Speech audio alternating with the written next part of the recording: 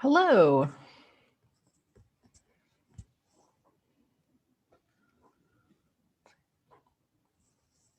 Glad y'all are able to join. Okay. Hi there. Hi, how are you? Good, good. I'm glad you didn't have any trouble getting into the Zoom meeting. No, that's what I tried to log in a little bit early just in case. Thank you. Yeah, yeah. So I take it this is not your first Zoom thing. You know how to screen share and all that? Yep. So we'll have just testing. So yeah. So it's not activated for us. I just tested it. The screen sharing. I'm going to make you a presenter.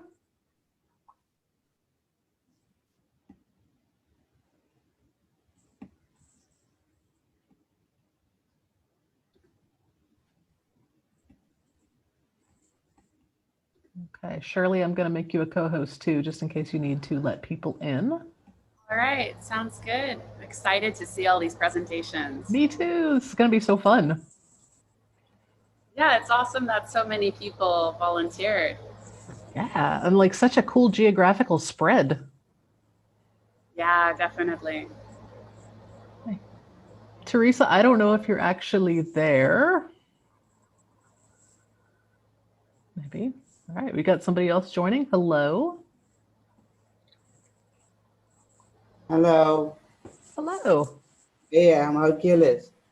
Good Hey, how's it morning. going? Good. Good. How are you guys? Good. I guess it's evening over there, right? Yeah, it's about 6 p.m. here. Okay, it's 7 p.m. early morning. Oh my gosh, thank you for getting up so early to do this. Thanks for joining us. Yeah.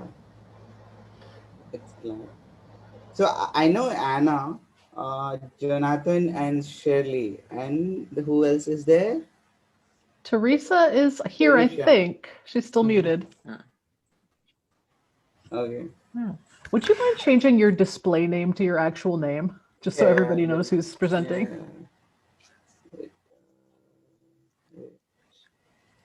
I'll do that.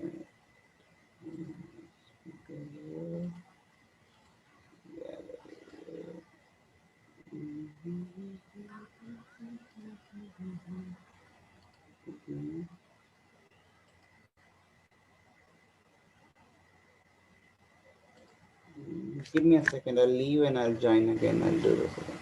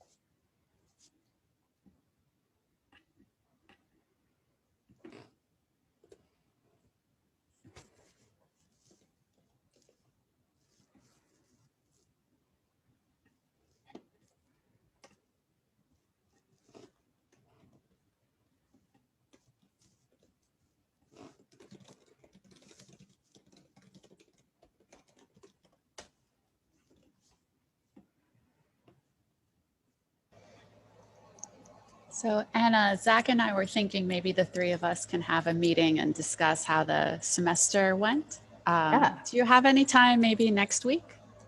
Yeah, let's see. How is Tuesday for y'all? My planner is completely empty. Yay! My classes are done. So yeah, I'll just ask Zach, but anytime that works for you is good for me on Tuesday. Awesome. Tuesday afternoon would be perfect if you're around. Okay. Yeah. Congratulations on the semester being over, by the way. Thank you. I still have to hand in a couple of papers, so can't quite relax yet, but nearly done. Yeah. What did you finish up this semester? What were your courses? I did field methods, the ICLDC prep class, and typology. Oh my God, I loved the ICLDC prep class so much. It was maybe my favorite class. Yeah, I heard it was super fun in person. On Zoom, Oh, yeah. it was a little more sedated maybe, but it was still good. Yeah. I guess preparing for a Zoom conference is a whole different beast. Hello, Krishna. Hello. Oh, you're muted.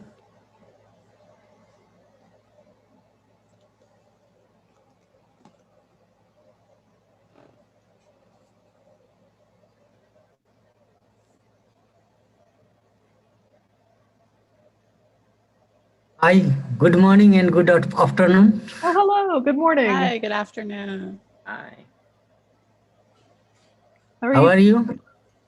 Good. Really excited to hear from everyone tonight. It is exciting. Yeah. So I think we have some of our presenters here. We're still waiting for some other folks to join. I'm going to make a post in the Facebook group really quick to remind everyone that this is the time. Everything with time zones is pretty confusing, but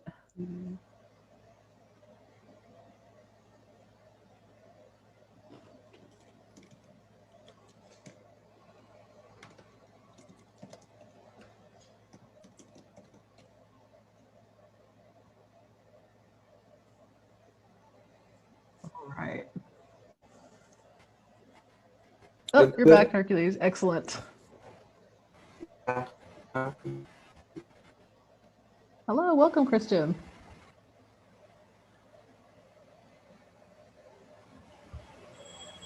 So I think what we're going to do, once people start presenting, I'll ask everyone else to turn off their camera and mic just so we don't have too much interference. And then we're going to have everyone present in the order I sent. And then at the end, we'll have a question session for everybody. So general questions for each of you will come at the end. So we'll just move from presentation to presentation to keep us sort of on time. Okay. Sounds great. Especially for Jonathan, because I Works. think it's what, like midnight where you are?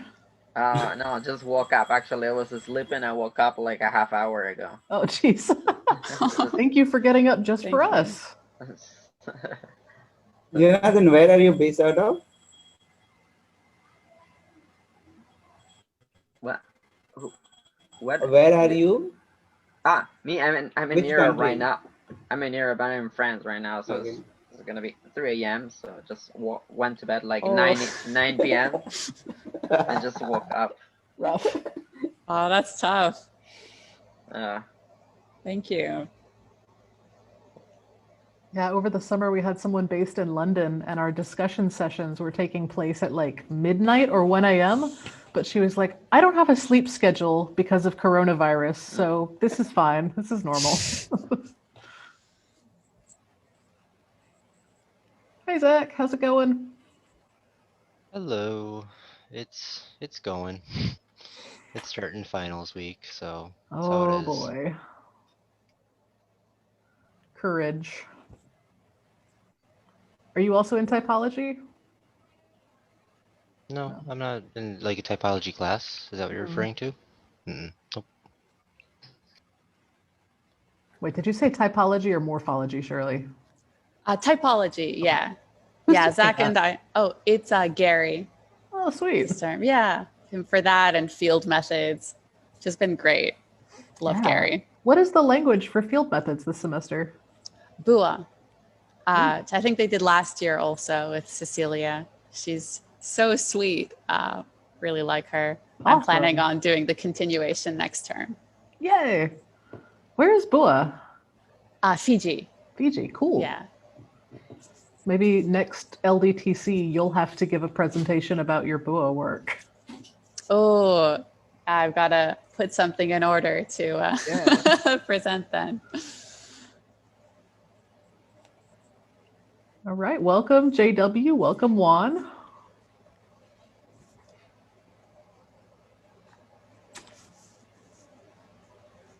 So do all you presenters still have the order list for presentations? Do I need to paste that in the chat? I'll paste it do in that. anyway, just to be safe. I'll do that. Oh, thanks.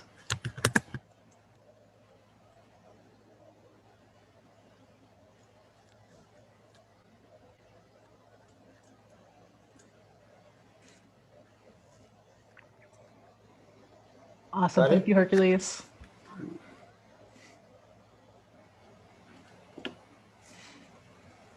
It's almost time, but I think we should give everyone a few more minutes because we're still missing some presenters.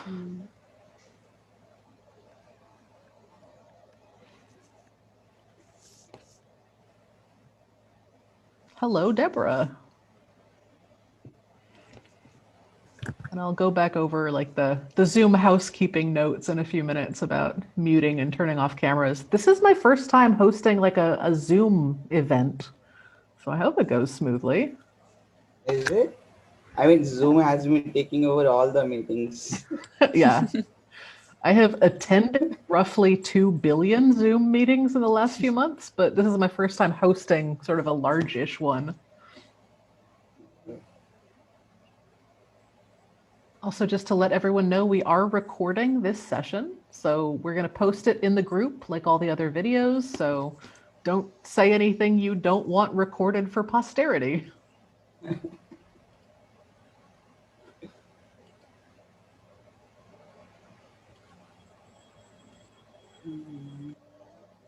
Oh, Marisol, you made it. Excellent. Hello. Hi. Teresa, are you there? Are you here and ready to present? You've been a picture and a silence. Maybe she's away from the computer. It's all right. She is 6th in line, so if she's not back soon, it's going to be okay. So where is everyone else based? Deborah? Oh, hi.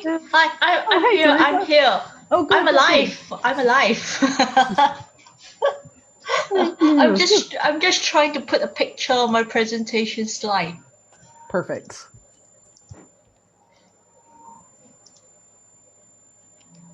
So where are you guys based? Deborah, JW, Juan? I'm in Los Angeles. Excellent. All right. So not super late for you. No. It's Oh, one in Sacramento. It's 10 p.m. in Puerto Rico. Oh my gosh. Thank you for joining so late, Marisol. Oh, Saudi Arabia. It must be the middle of the night there.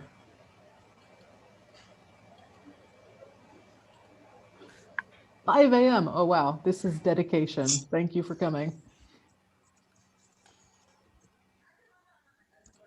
Hello, Mahanani. Welcome. Oh, and Bay Marita, you made it. Hurrah. Oh, from Penang. It must be pretty early there, too. Or no, mid-morning? Trying to remember all these global time zones. Can barely remember Hawaii's half the time.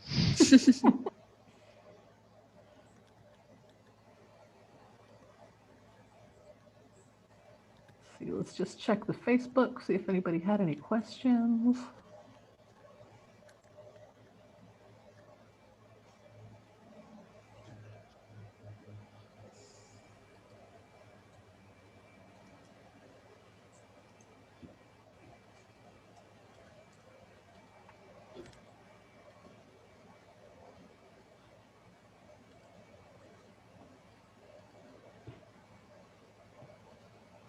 Yeah, Juan, it is Zoom time everywhere, all the time now.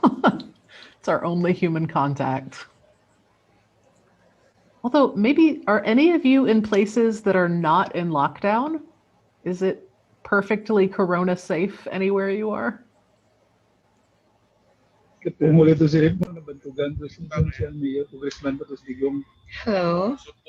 Good afternoon.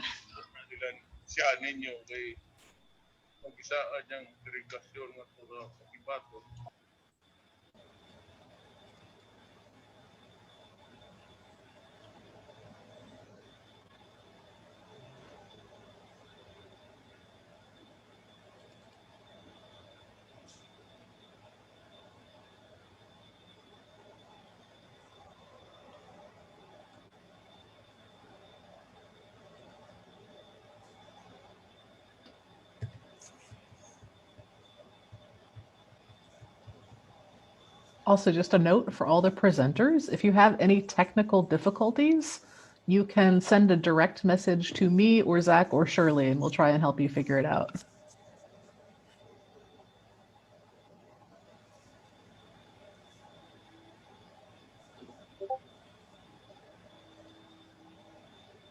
Let's wait a few more minutes for folks to straggle in. If anyone who is not a presenter wants to introduce themselves, we have time for some brief introductions if you like. But if you'd rather stay anonymous, that's also okay.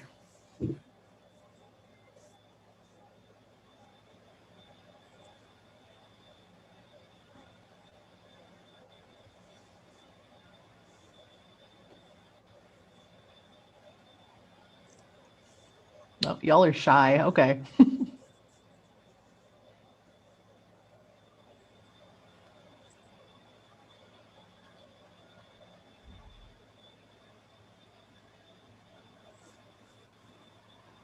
Oh, well, that's super cool. Information structure is one of those topics that I probably might study if I went back to do a whole other PhD.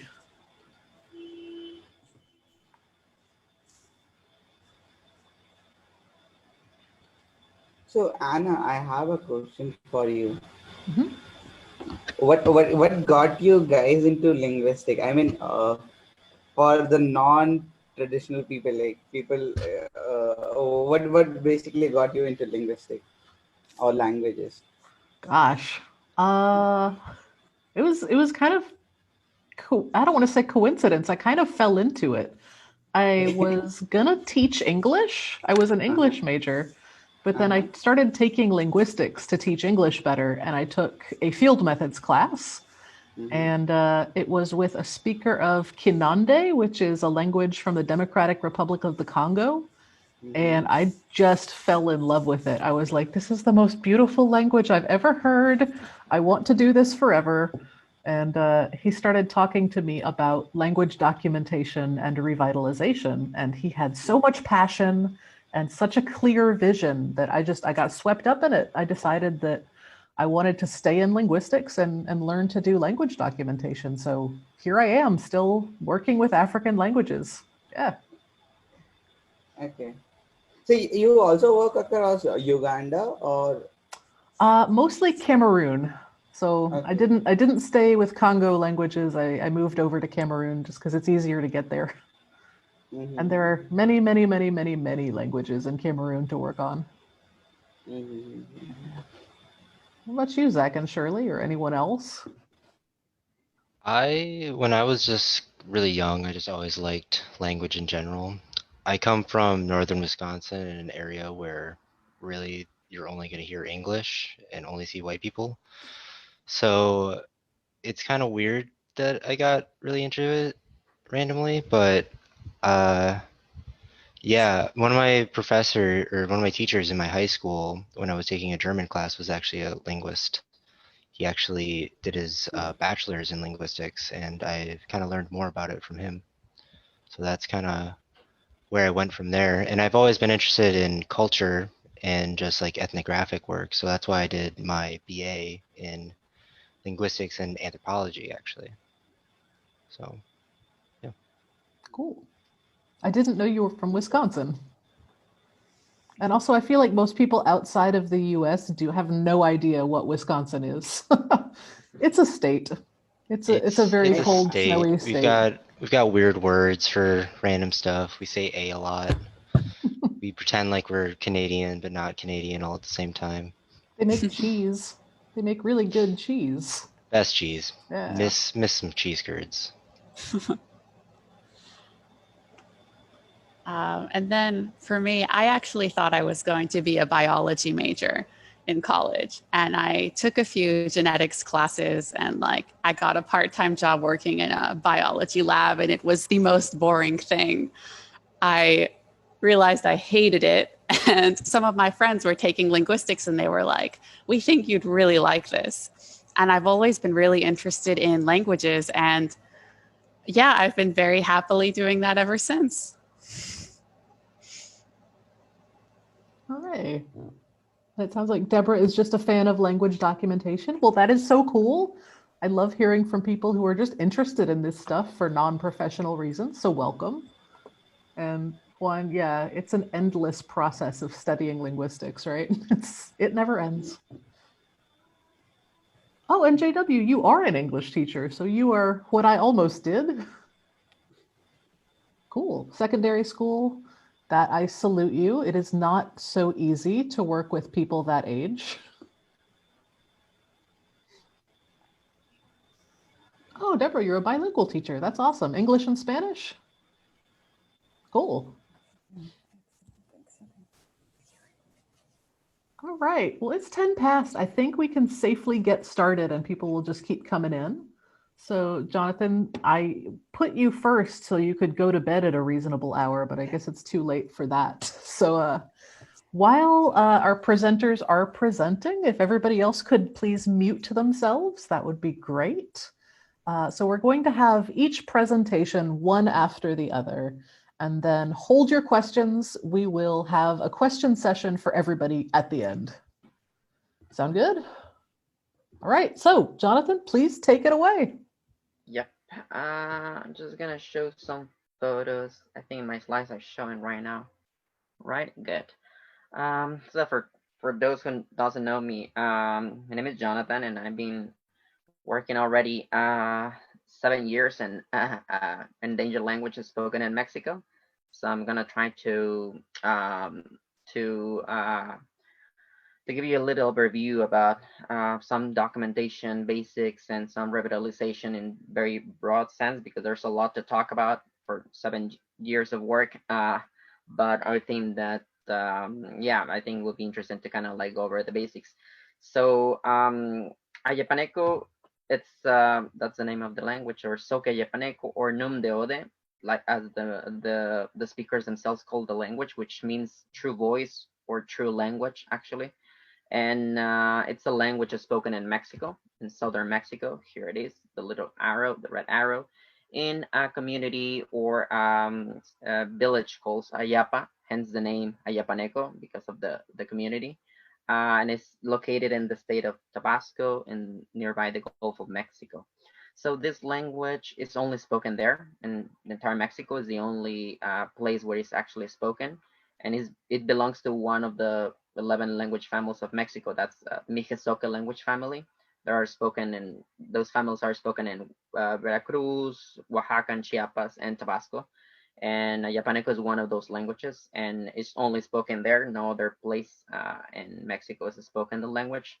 And basically what happened is, like, this language is a critical endangered language. When I started to work on that language and working with the community, there was about 15, 16 speakers, elder speakers. And now for 2020, there are only like 8 remaining elder speakers. Yeah, so basically it's been like mostly 50% of the speakers we don't have anymore over the last 7 years. And it's been an ongoing process to try to document and revitalize at the same time. We didn't have time to actually do one first and then the other. That's one of those cases that you have to do everything at the same time. And when we started, also happens to be a very under-documented language, so we don't have a lot of information. We didn't know what the language was, what kind of characteristics the language has, how many speakers there were. We didn't know like much, or pretty much nothing about the language. Very, very few information. Some linguists started to work in the 60s, and no one visited the community, so we didn't know anything or much. The community itself, they lose track of the language. When you go to the community, they didn't know that exists the language inside of their own community. This village, it's 5,500 people total, and they didn't know, or they thought that it was something that didn't exist anymore in their village, which is something interesting to think about. So the speakers were so isolated and so among each other that the larger community didn't actually identify speakers or people that actually were from indigenous communities.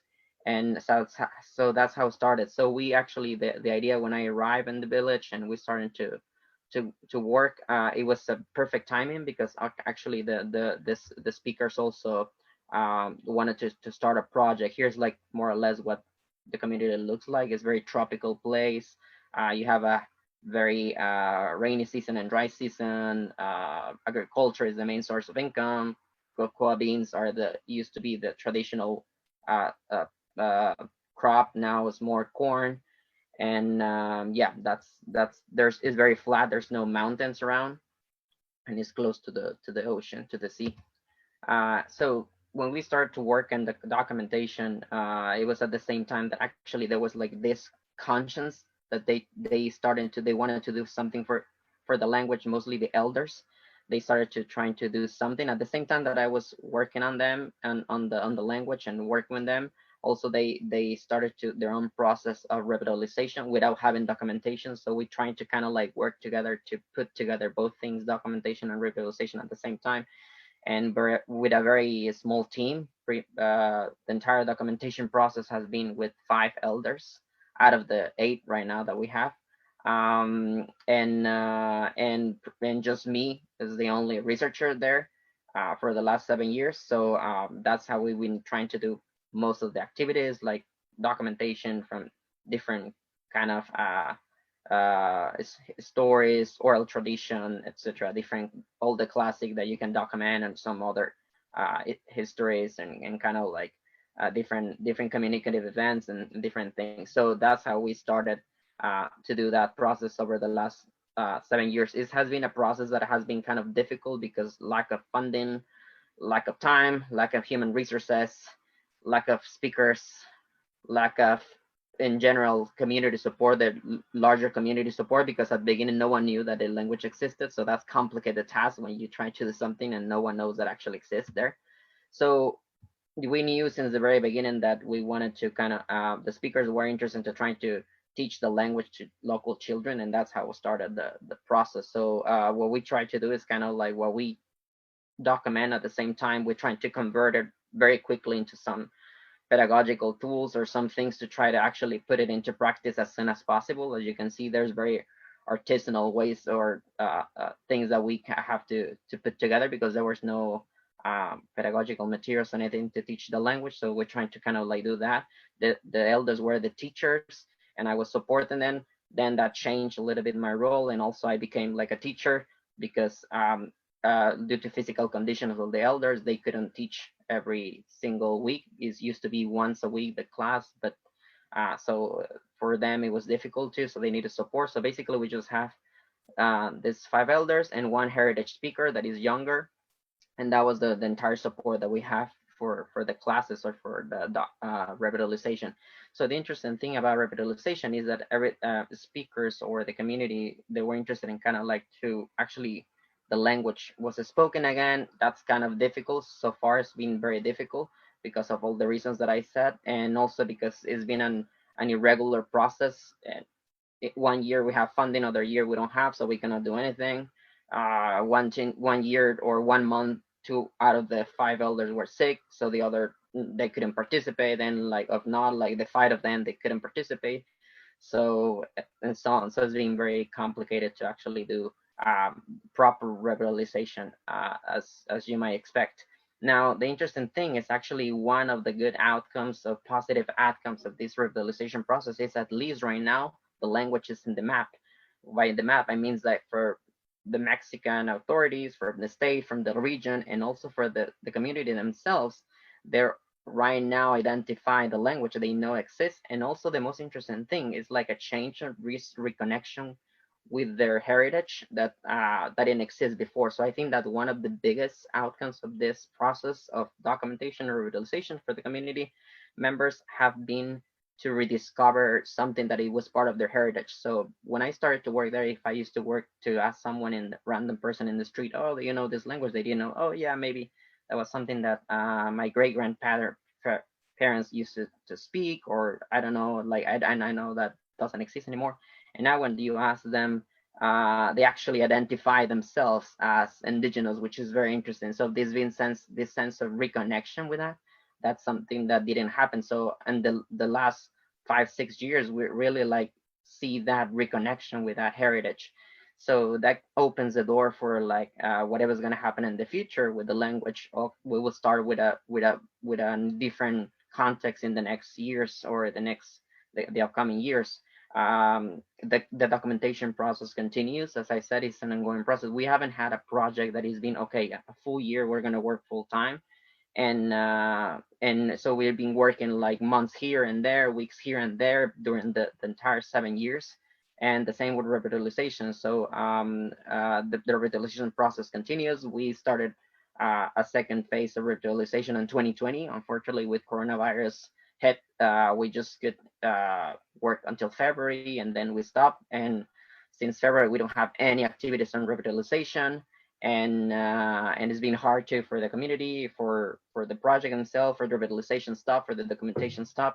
So right now, we don't know what's going to happen in 2021 and 2022, but at least we know that we start with a different context right now, with the community at least reconnected with that, and that larger sense of belonging that didn't exist. So I would say that it's possible to do documentation and revitalization at the same time. It's not easy, and sometimes it's the only solution when you have a situation that is like critical endangered language like this. That, by the way, 9%-10% of the world languages are in the same situation of Ayapaneco. That's roughly 700 languages in the world that have the same issue. Elder speakers, no children, very few of them. And exactly what this experience, or what we have our experiences in this context, I mean, I'm sure that there are other communities out there that also that are facing the same situation. So well, I just wanted to share this kind of like broad presentation, and here's some materials that we produced over the last 7 years. Very homemade materials, some other more professional materials, some books here and there, some Twister games that actually we turned it into Ayapaneco games, and so on. So at least that's something that we have been working in with the very few tools that we had. And just to let you know that, I mean, to tell you that it's possible. It's not perfect, but it's possible. And when there's will and kind of like energy, or even if it's few energy, a few people that work on, I mean, you can actually have some positive outcomes out of it. And well, that will be all for me. And nasa atin ay Ayapaneco, Dios Yuha, which means thank you. Thank you so much, Jonathan. Okay, so everyone, if you have questions for Jonathan or comments, hold them till the end. That was wonderful to learn about your work. Thank you so much. Next up, in theory, is Prem Kumar, but I don't know. Are they here? We may have to move along to Marisol. Maybe Prem will join us later. So let's give the floor to Marisol. Okay, let me go.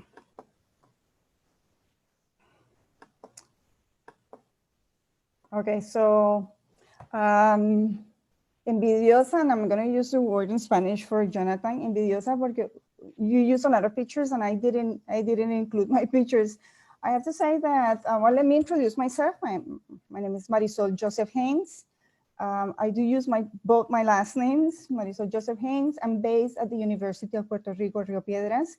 I did my master, my PhD, and I'm a faculty member here at the university, but I'm from Limón, Costa Rica.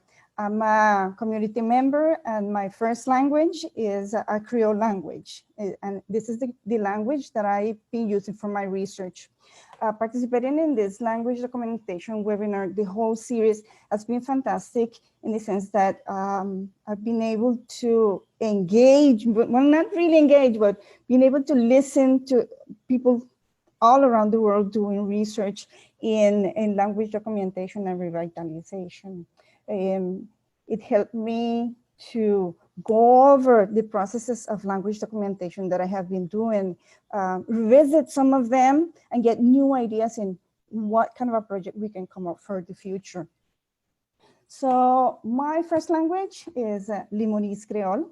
That is the name of the language. That is the name that I'm going to use. It does have many, many names, and the community haven't come to an agreement into what is the name. You can find names like English, Broken English, Patois, Mecatelio, Limonese Creole, and the last one that have arose is Creole. When I was growing up, it wasn't a problem what the name is. We just use the language. As a teenager, and with more linguists coming into the community, and kind of putting a name, we start calling it Megatelio. But then, as a linguist, when I start doing work in linguistics and doing a lot of studies into linguistics and reading all of those papers written in about my language, I start using Limonese Creole, and this is the one that I have been sticking to. Sure, when I'm into my community, we don't really worry about the name. We just speak the language. We just speak the language. This language is an English lexified Creole that is mostly spoken by the Afro-Costa Rican community.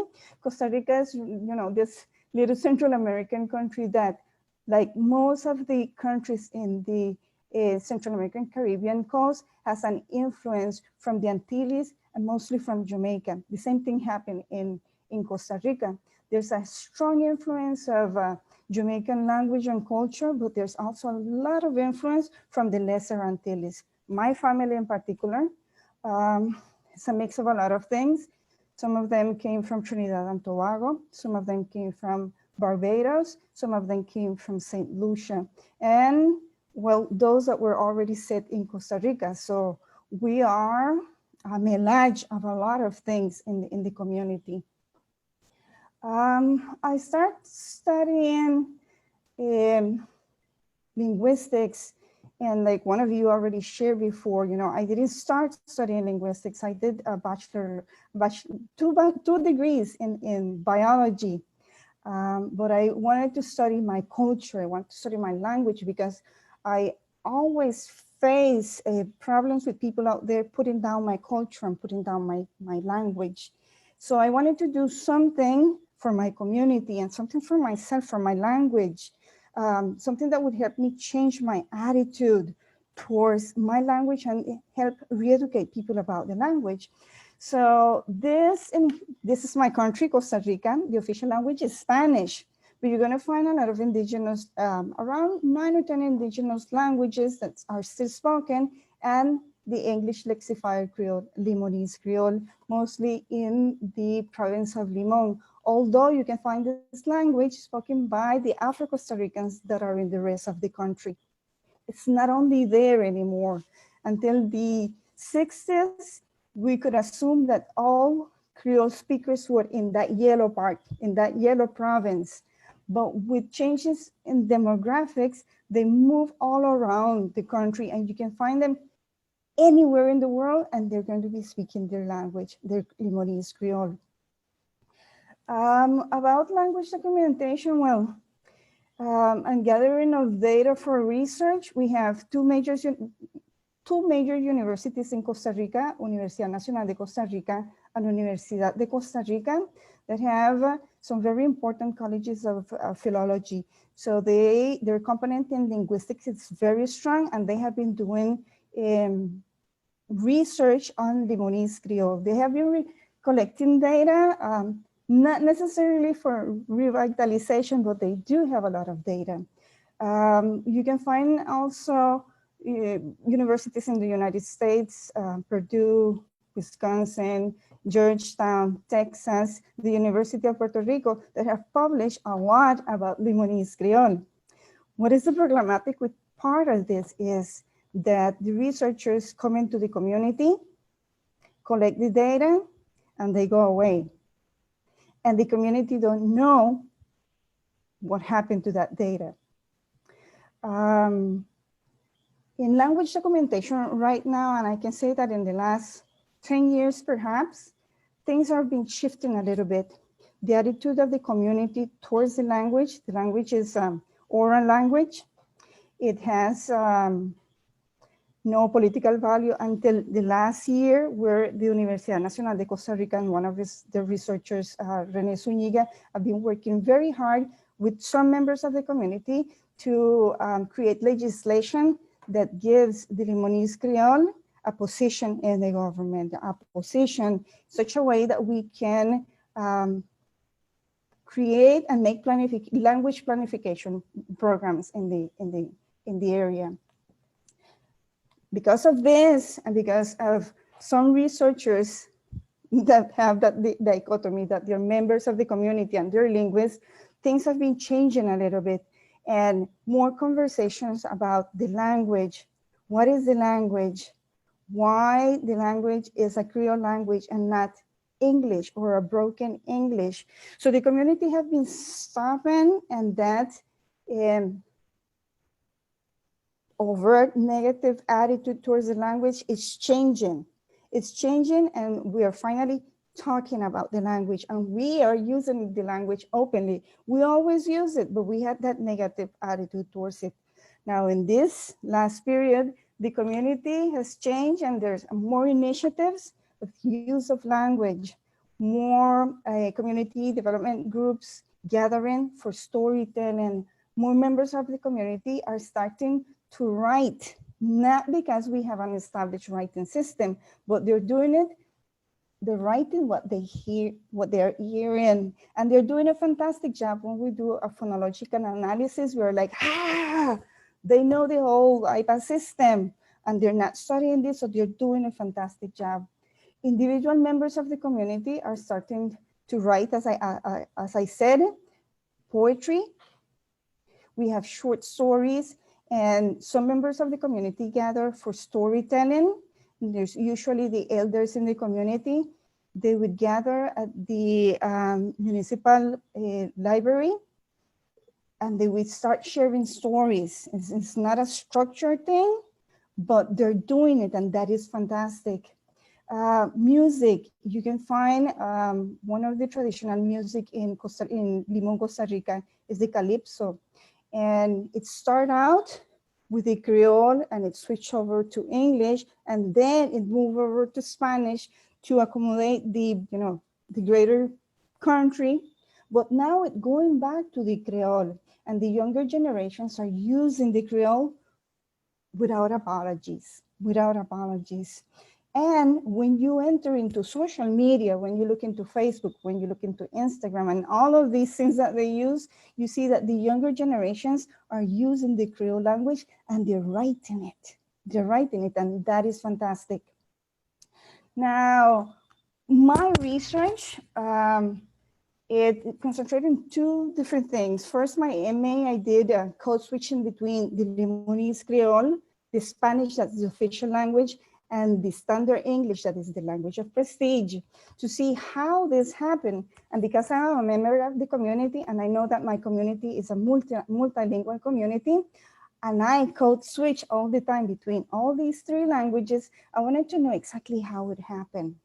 And I, presented some hypotheses, established some questions. At the end, I got something completely different. And everyone within the community code switch at some point, either between Limonese Creole and Spanish, Limonese Creole and English, English and Spanish, or between all three languages. Then one important project that I did was for my PhD. And here I did a little bit of phonology. Well, not a little bit, a lot of phonology. And the objective of doing this part in phonology and looking into the syllable structure and the assimilation process in this, what is a marginalized language, was because we have this debate in the community, whether it's English or it's Creole, whether it's English or it's Creole. And because it's an English lexifier, a Creole language, sometimes you may think it's English, but the structure is not. So what I did was went into the community again, gather information, and I did phonological and phonetical analysis. So you have all of these charts with the sounds, with specific sounds that make it different from Spanish and from English, and that makes it a language on its own.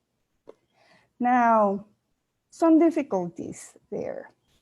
And as Jonathan said, money and time. How do one go into the community and, all of the expenses, the equipment, getting there, the time, how much time do we have for this, the insertion into the community? Because one complaint that the community have had all of this time is that another linguist is coming into my community. Another linguist is coming with their tape recorders and their video cameras to take pictures and do things.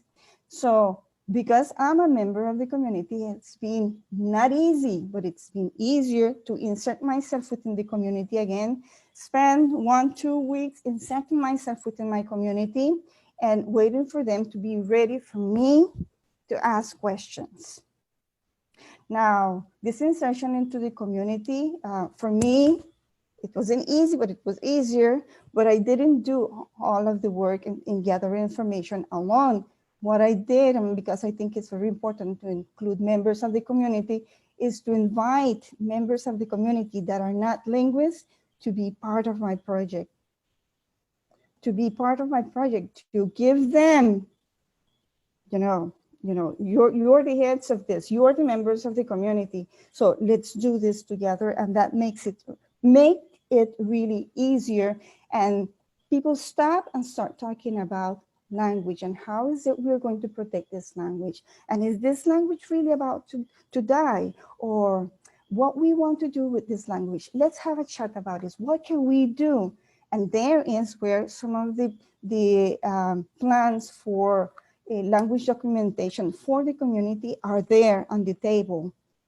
Some of them already start, but it seems sometimes that linguists, we are working in there, but we are working in our own direction and we don't share information. So if we want the community to be happy and to do what we want, what they want, we need to work together with them. I put here agenda. When I was in my when I was doing my master program, one of my professors, Professor Nicolas Faraclas, in the course for field methodology, he always stressed that we as linguists should never have an agenda, that we should go out to the field with the community's agenda. Never with our own. And when I start doing research, I made that mistake in having my own agenda because I didn't have that much time. I didn't have that much money. So I wanted things to happen like this, like this, like this. And he said this, but it didn't sink in until I went to the field into my community. And my plan went down through the drain because the first person I interviewed didn't want to talk to me for 45 minutes. She wanted to talk to me the whole afternoon. She wanted to have coffee with me. She wanted to share her backyard plants. She wanted to show me pictures. She wanted to do a lot of things. So my agenda went down the drain and I had to accommodate to the community's agenda, and it was the best thing that could happen.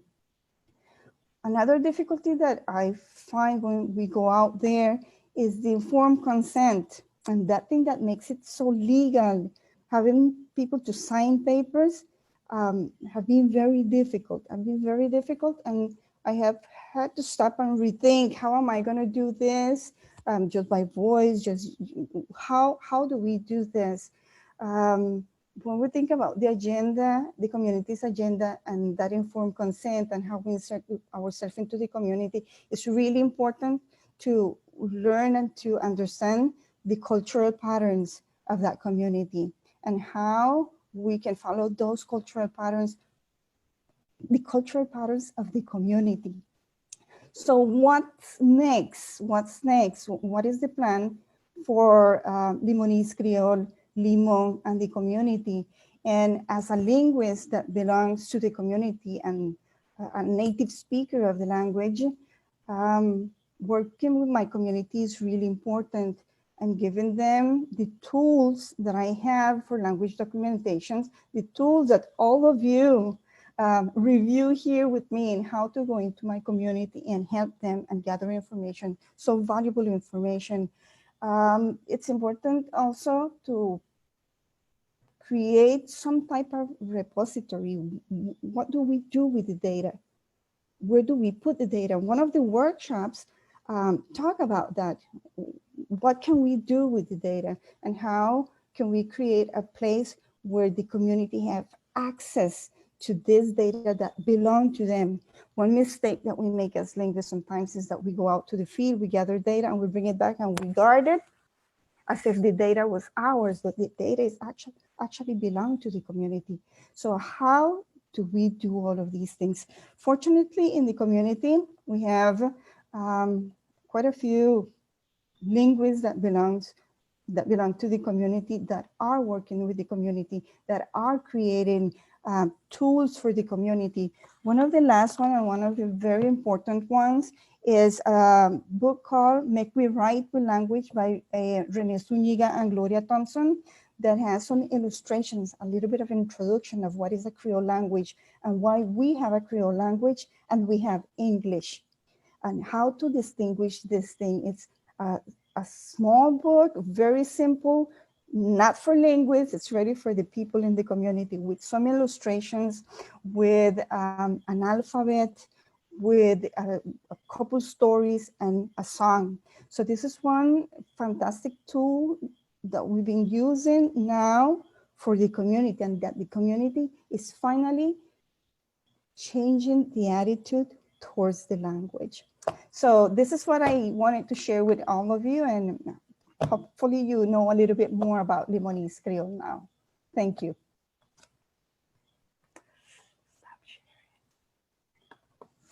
Fabulous. Thank you so much, Marisol. That was really great to learn about the work you're doing, and I would like to talk more by email for all of you presenters, actually. I'll be in touch. But we'll move right along to Hercules, who is our next presenter. So take it away.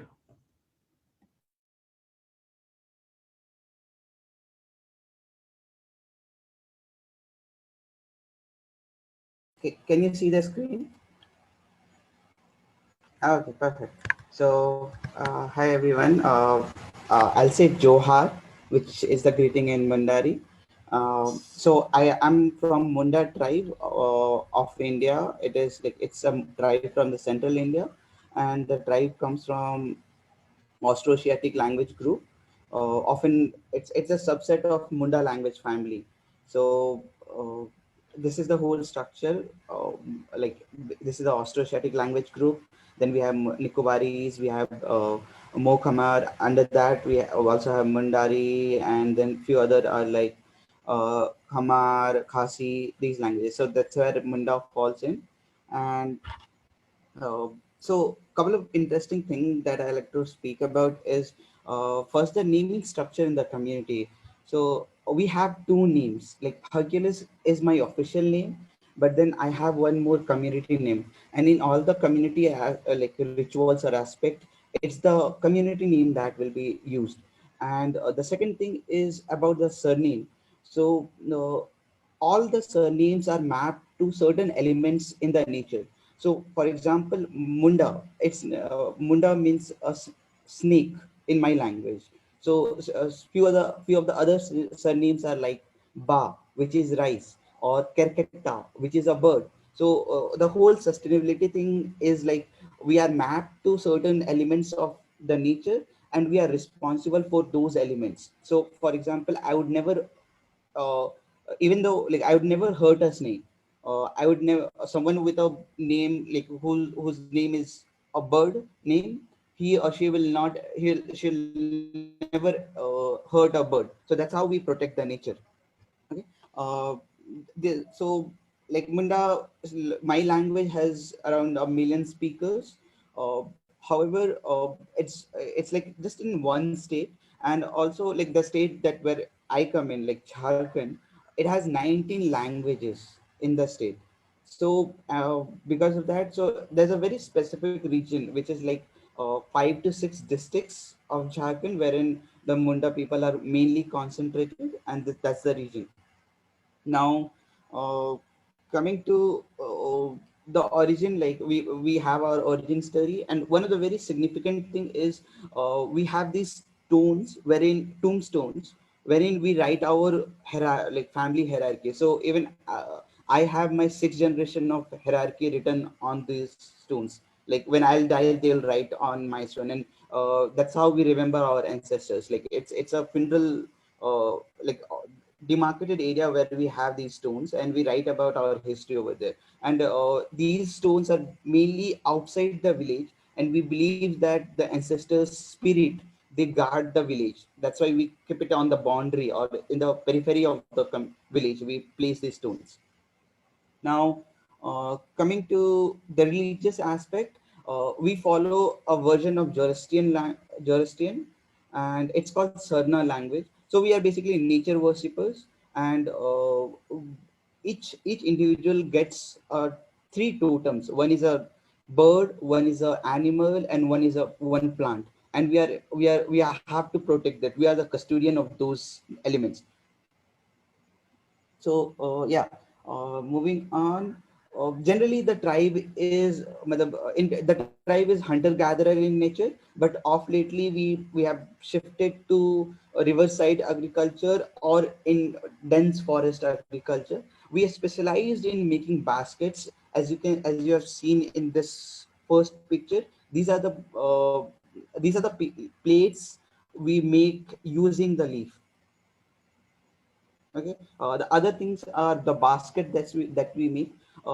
Usually we also make like bow and arrow. That's pretty much prevalent till now, because we have specific festivals where we go for hunting.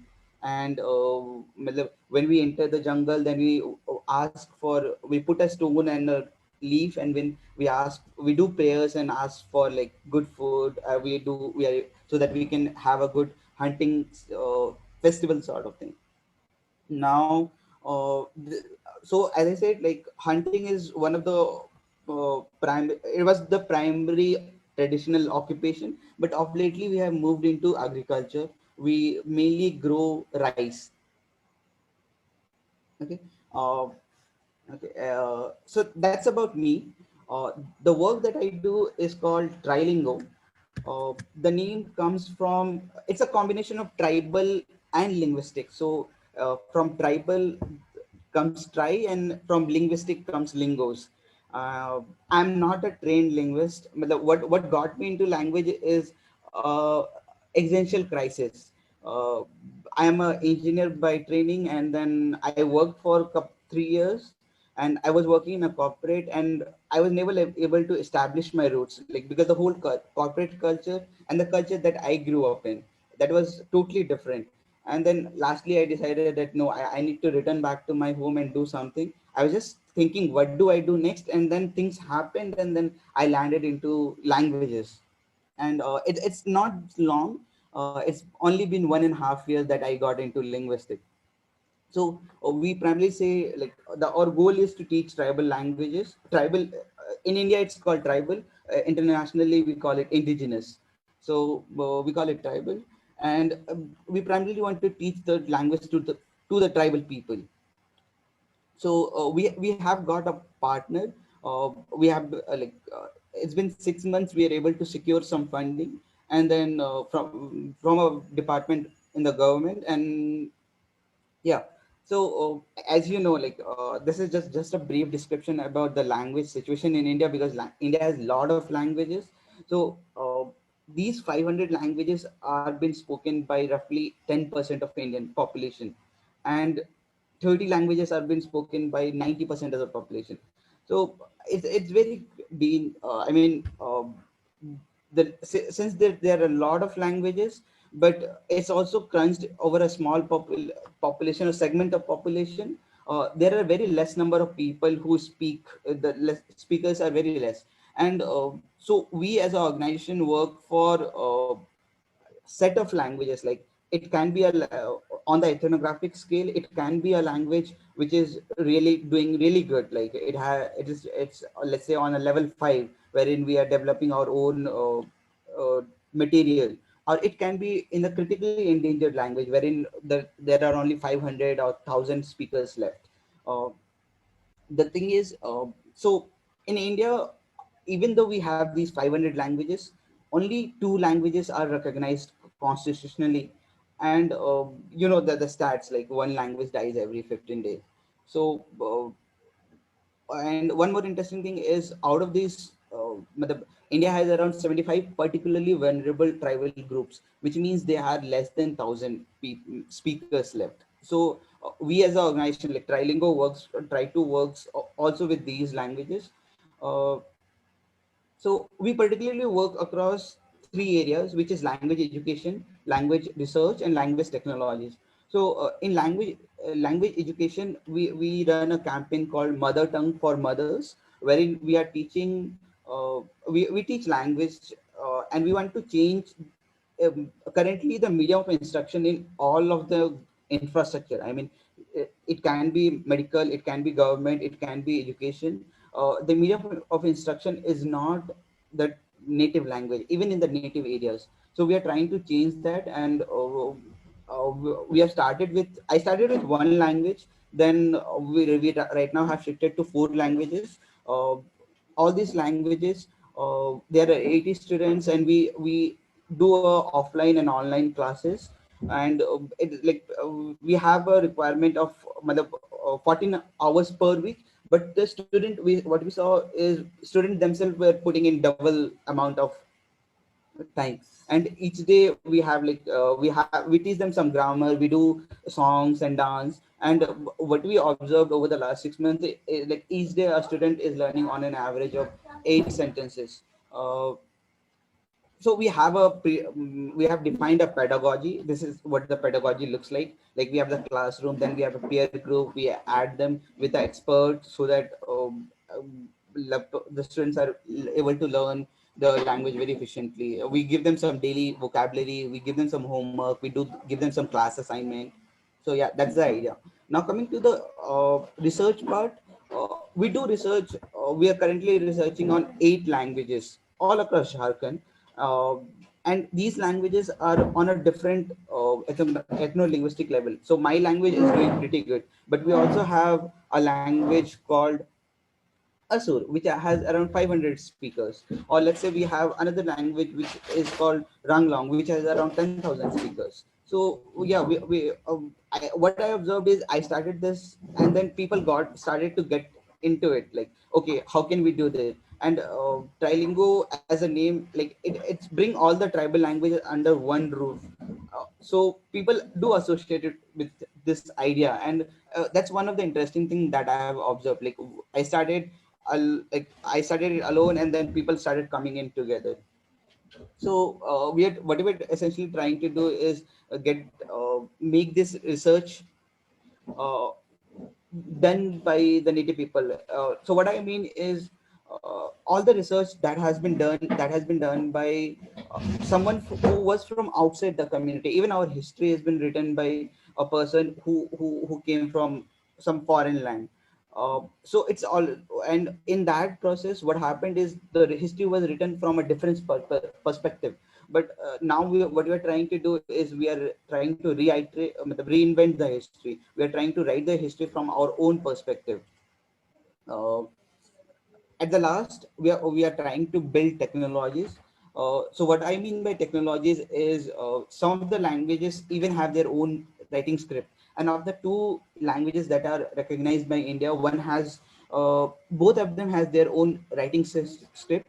So what we are trying to do is we are trying currently we are working with Google to include that language. Like Santali is the language. So to make technology language inclusive. And so we are changing the whole Google ecosystem from English to the target language, and using the target language script.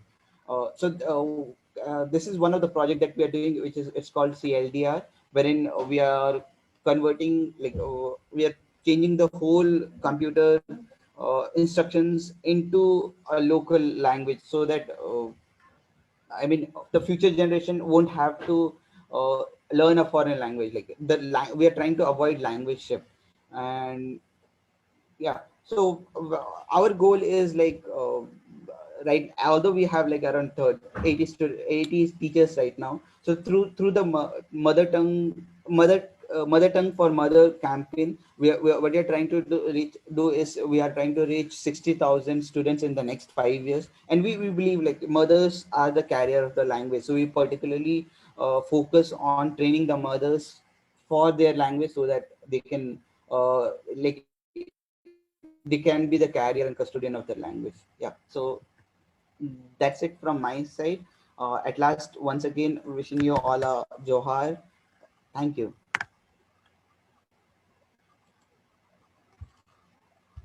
Thank you, Hercules. That is awesome stuff. I'm sure we'll have questions for you at the end, but we'll just move right along. Is Elner here? I don't know if they made it. All right, just in case they show up, we can slot them in at the end. But Teresa, you are next up, so give it up for Teresa.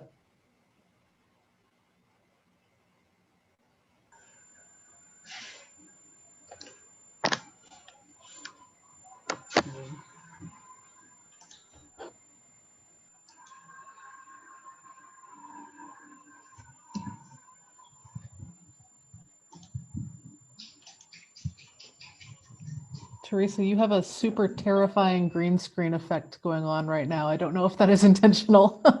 No, I don't know why. This Like, is a very science fiction kind of. Do anybody know why? I'm not sure.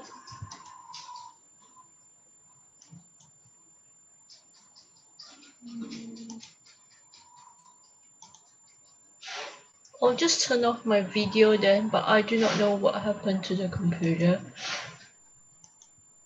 Yeah. Can everybody see my screen?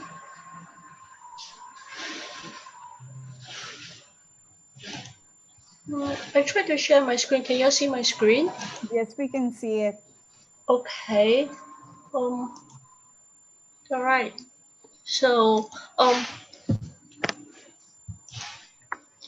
yeah, what I'll present today is about the initiative for Penang Hokkien. It's a language spoken in Malaysia.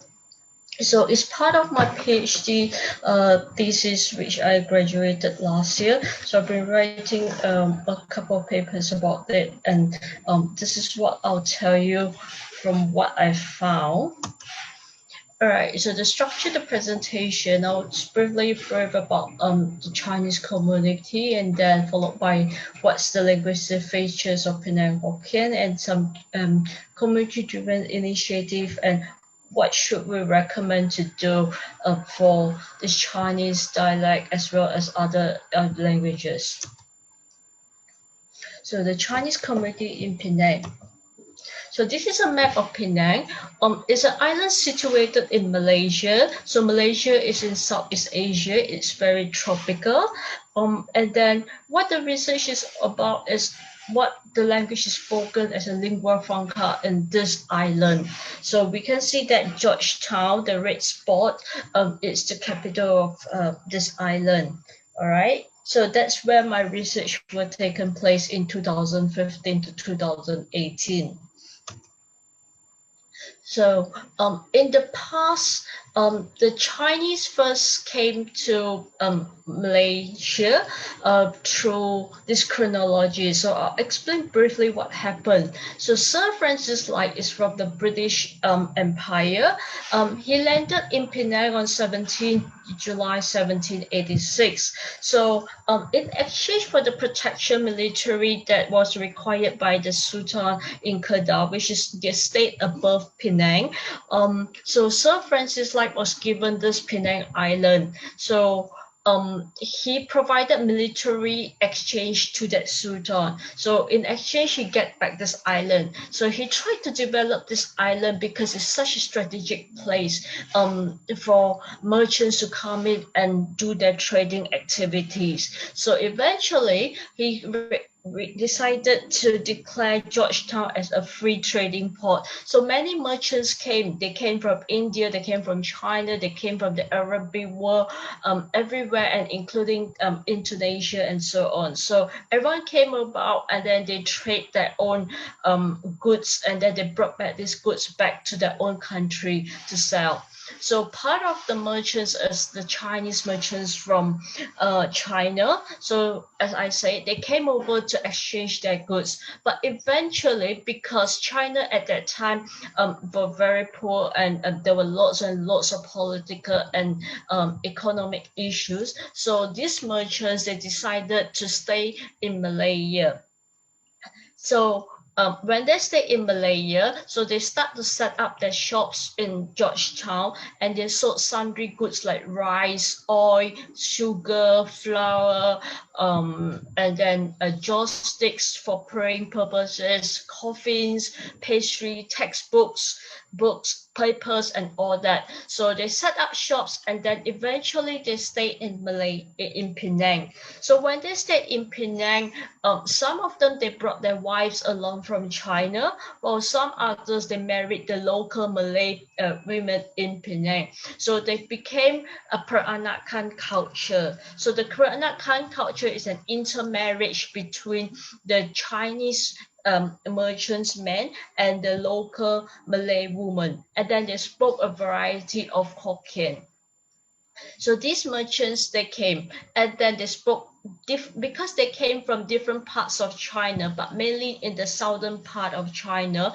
But they come from different ethno-linguistic groups, which is like different tribes as well. But then we call them the different dialects group because they speak different dialects. So they speak a variety of different Chinese heritage languages. But at the current situation, in Malaysia, including what's happening in Penang, a lot of the younger generation are shifting to speak global languages like Mandarin Chinese and English. This is because these languages carry economic benefits compared to Chinese heritage languages. Chinese heritage languages, they survive from the 200 years ago until today in Malaysia was because it survived through speech and not through written and orthography. So whereas Mandarin Chinese has orthography and is taught in the school. So the younger generation have now moved over to speak these global languages as compared to Chinese heritage languages. And then this is what Chinese heritage language is facing a threat from being endangered. The endangered situation is not as bad as some of the languages that is spoken in Mexico and things like that, where they have only very little people. But then the situation is that a lot of the younger generation are speaking these global languages, while the remaining elders are speaking Chinese heritage languages. So Penang Hokkien is part of this Chinese heritage languages. Let me tell you, why is it called Penang Hokkien as compared to Hokkien? Okay, Hokkien, it's actually came from Fujian in China. It's part of the main language family. There are 25 million speakers worldwide. And then as I told you, the Chinese merchants, when they came over, they married the local Malay women, and they have this Peranakan culture where they speak Peranakan Hokkien. So Peranakan Hokkien is mainly Hokkien that is influenced heavily by Malay language. So the Malay language in Malaysia, we call it Bahasa Melayu, and it's heavily influenced. So a lot of this Hokkien vocabulary, they included a lot of the Malay vocabulary. And then as time moved on, this Hokkien became very diluted because people were bringing in English words from the English merchants, and then Cantonese words were brought in by the Canton merchants from Guangdong. And then after that, so it became a very diluted version of Hokkien.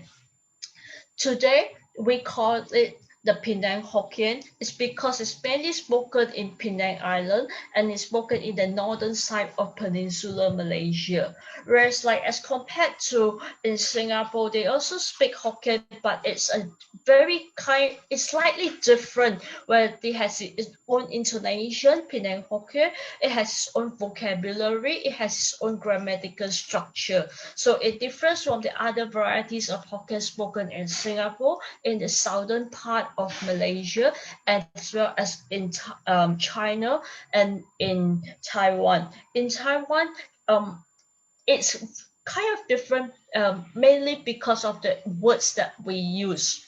So it's like for animal in Penang Hokkien we call it binatang, and binatang it comes from the Malay word of binatang, whereas in the actual Hokkien spoken they call it kinsu. So you can see that the words are kind of different, but then we still and then the intonation, the accent that we use, because it's influenced by the Peranakan Hokkien after some time, so the intonation is also very different.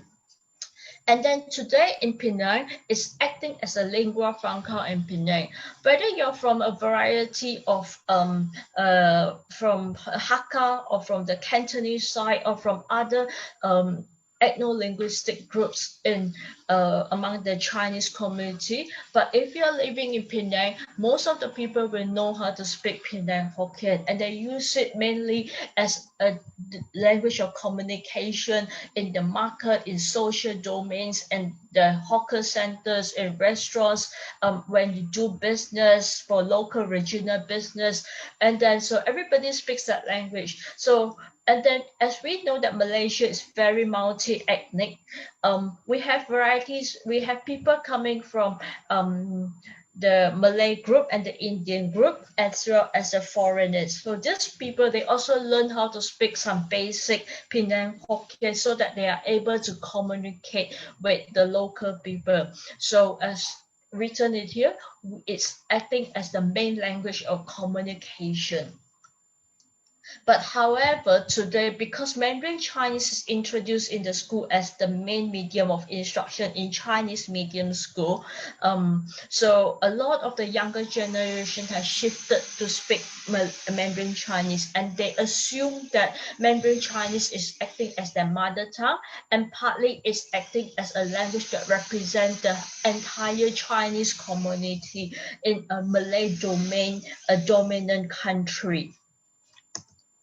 So because it's a language that is mainly now spoken by a lot of the elders, and then a lot of the younger generation doesn't know how to speak Penang Hokkien, language shift is happening. It's not very endangered, as I have interviewed people and they were predicting that it might still last for a couple of generations, but language maintenance initiative has been done to ensure that this language continues to survive. So what has been done so far? So language classes have been organized for non-professionals and non-Chinese government staff, because a lot of the government staff that works in the office are from the Malay community.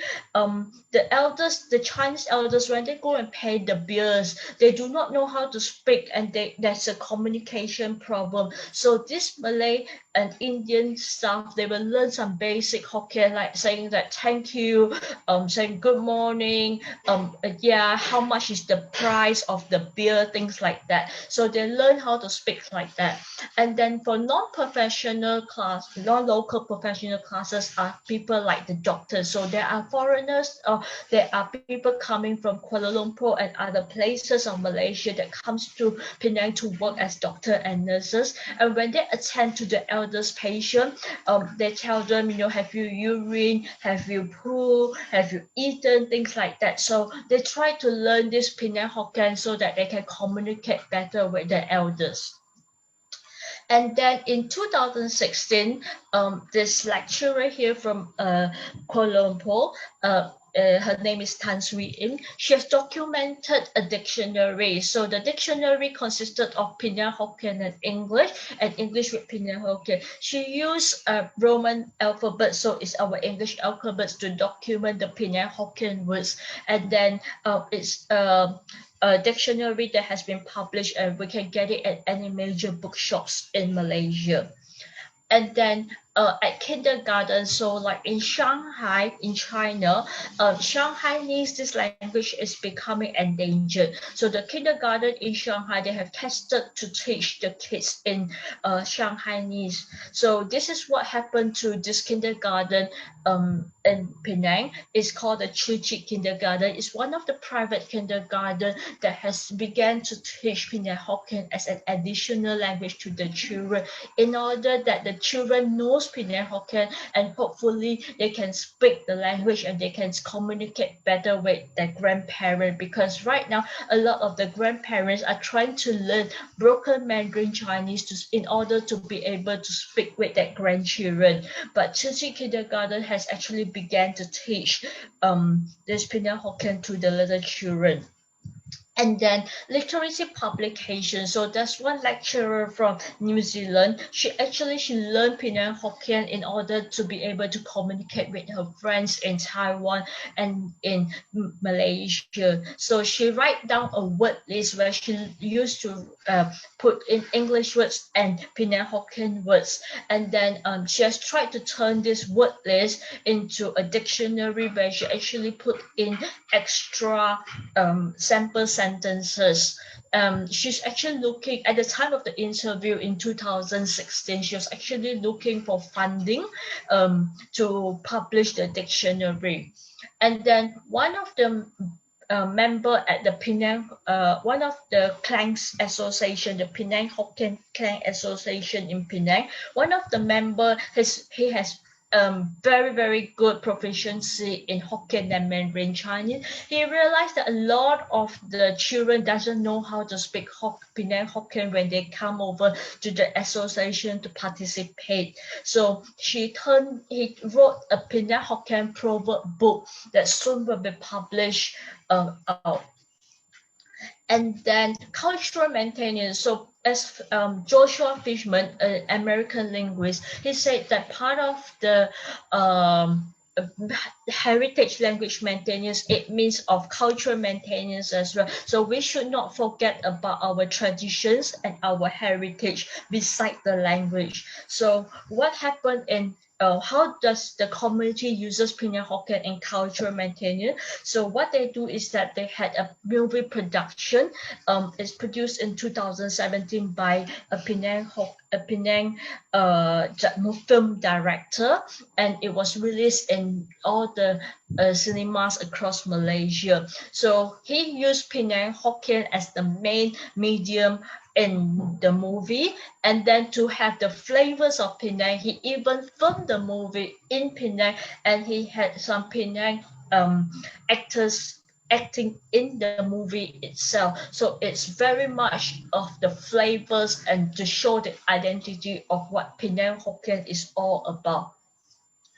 And then for religious purpose, the Penang Buddhist Association, so one of the biggest Buddhist association, has actually started conducting their chanting using in Penang Hokkien. So it means that people pray, the elders, when they pray, they use Penang Hokkien instead of Mandarin Chinese, because a lot of the Buddhist associations nowadays, they use Mandarin Chinese to chant in order to cater for the younger generation, because the younger generation just doesn't know how to chant in Hokkien. So they use Mandarin Chinese, but Penang Buddhist Association maintain the chanting service in Penang Hokkien. And then at some Christian churches, they conduct the weekly sermon using Penang Hokkien in addition to English sermon and the Mandarin sermon. So they have 3 sessions to cater for the different groups of people.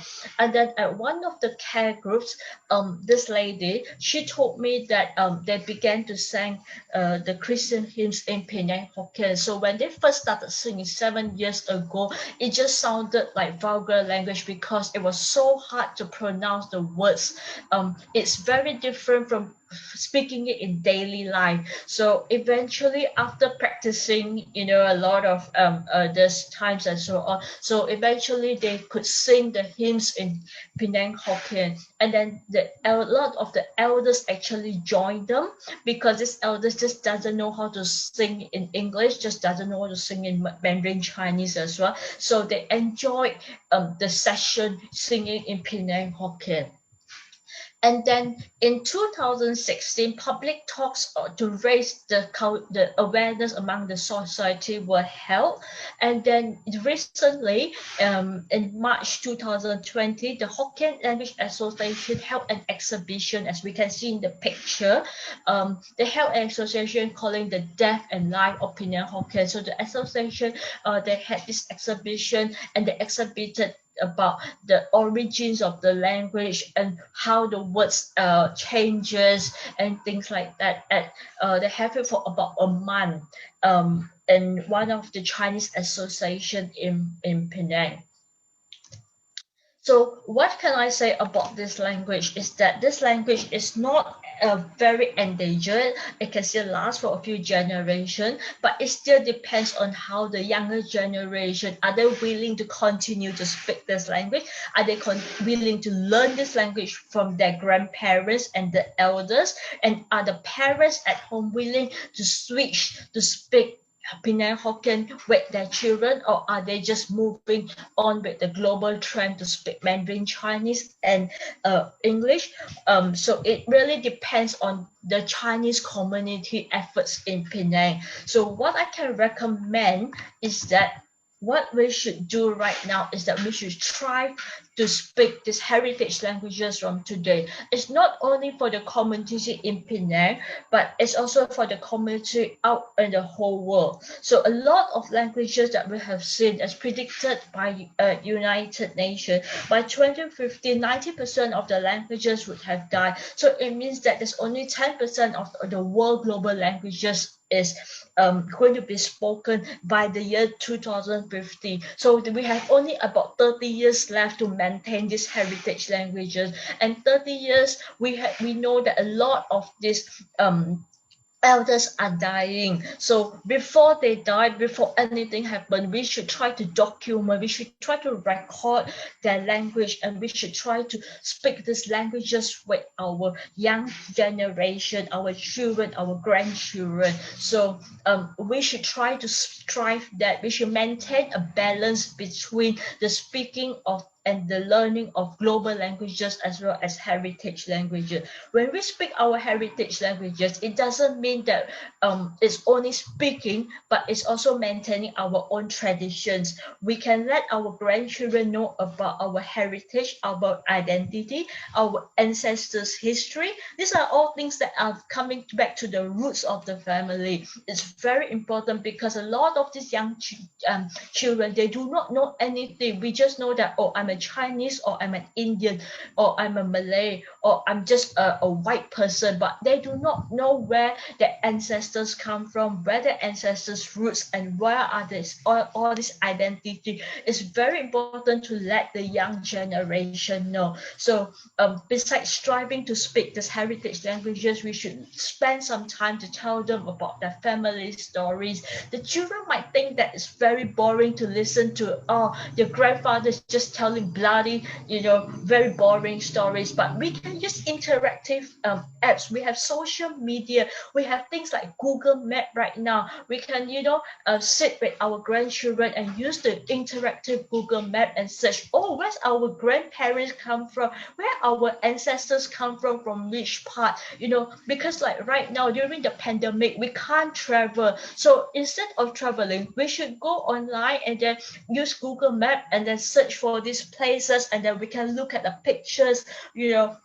It's a lot of things that we can engage on interactively with the young generation. So with that, they get very interactive and very engaging, and then they will become interested to know about what's happening. Like I have a friend, he's in Australia and he's very old, about 70 years old. I told him, try to tell your grandson about where your ancestors came from. Your ancestor was not originated from Australia. The originated place was in England. So the grandson at first said that, oh, it's so boring. What a boring session that we can do, granddad. But eventually the grandson was very actively searching for a lot of things in England through through online with Google Map and everything, and he was hunting for the little roads around his little village where his ancestors came from in the UK map, and he became so interested. So this is where the young children, they learn. So besides learning about the languages, we get to teach them about digital skills. They get to know about the geography, the history, so it expands their knowledge, not not only about language. So with that, we should raise the culture awareness and we encourage for intercultural communication. So we shouldn't depend on the government to do everything right now in order to protect our heritage languages. They can only do 10% of the job, and we should not depend only mainly on the community. We should start everything from the family domain. So as Bernard Spotsky, a very big linguist, he said, and Joshua Fishman. So both of them, they said the family domain is the most important for language maintenance, language revitalization. So we should learn and strive to do it from our home. We should start from our home. Once we start out from our home, we can go on to, build some bigger steps on the community and a bigger, larger scale. So that's all that I would like to say. I can be contacted at my email here, and I have some related publications. They are mainly open access, so feel free to look at some initiatives on the Penang Hokkien language in Penang, as well as the other Chinese heritage languages that is spoken in Malaysia. Thank you so much for your time, and I'm sorry that my computer just made me look very green. I do not know what happened, but I'll try to fix that later. Thank you, everybody. Thank you, Teresa. That was great stuff. Thank you for sharing. I am definitely going to check out those publications. So next up, we have Krishna. So take it away, Krishna.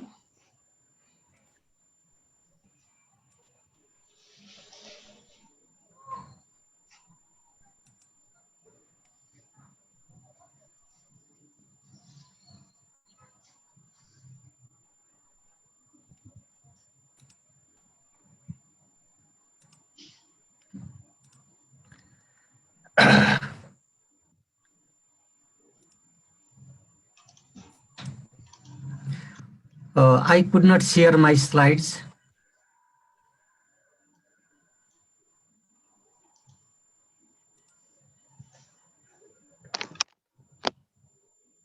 Try now. I just made you the host. Okay.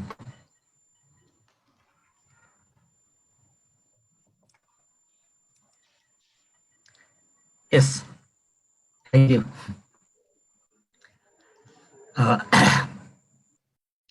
I'm Krishna Prasad Salisi from Nepal, and I belong to the Tribhuvan University. And I speak Nepali, the national language of Nepal, official language of Nepal, as well as the Baram language that I learned while I work on documentation of the language. And now I can speak the language well. Till now, I have worked on more than 15 indigenous languages of Nepal in different aspects.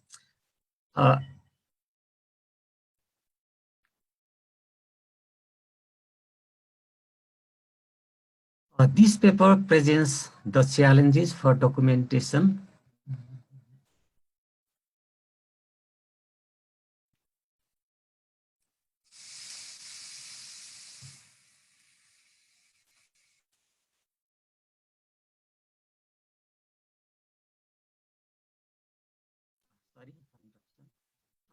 Documentation of endangered languages in Nepal based on our experiences from linguistic and ethnographic documentation of the Baram language, a project 2007 to 10, a major documentation project funded by Endangered Language Documentation Program ELDTC, University of London.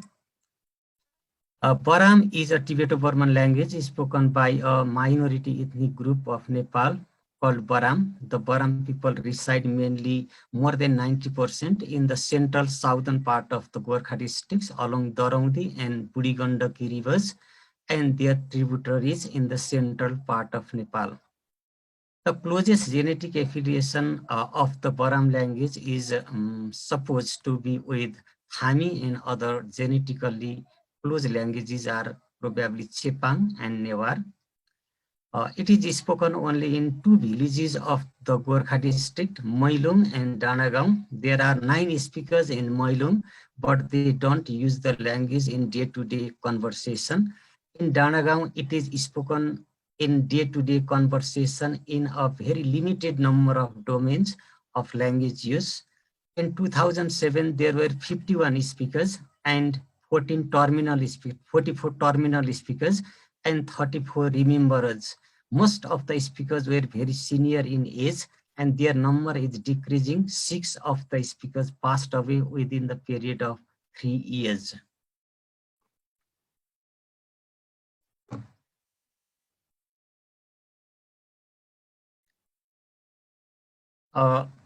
Then I would like to present the challenges for language documentation in Nepal. The first challenge is that is a physical challenge. There are physical challenges. Nepal is a mountainous country, as more than 70% of the area covers with mountains, and most of the endangered languages are spoken in the very remote villages of the mountains. Still, it is unknown how many endangered languages there are. There are still some unknown endangered languages in the remote villages in the southern part of the Himalaya without any transportation facilities waiting to be documented.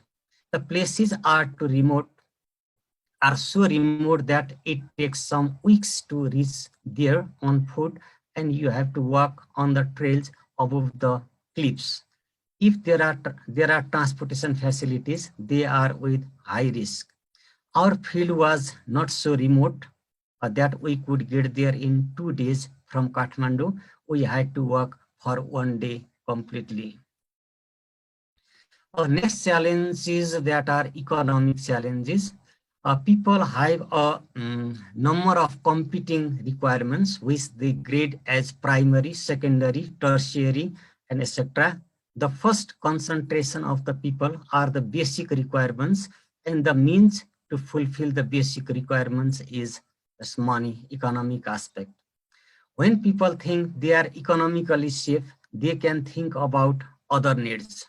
They say, if we don't get to it, we will die. But if we do not speak, even we will remain alive.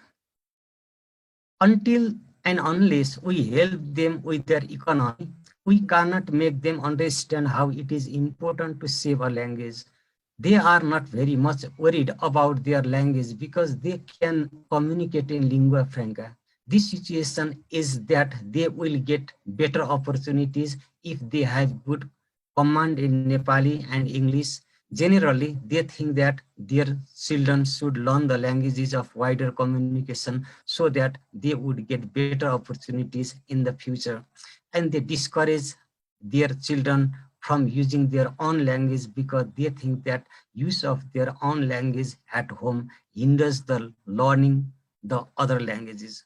So one major point is that we should connect our language documentation and revitalization with the revitalization of the economy of the endangered communities. This is our finding. Next one, technical challenges. Learning by doing is the key point in language documentation, but basic training is essential. The grant training at ELDTC and Infield 2008 were the crucial trainings for us for carrying out the project successfully.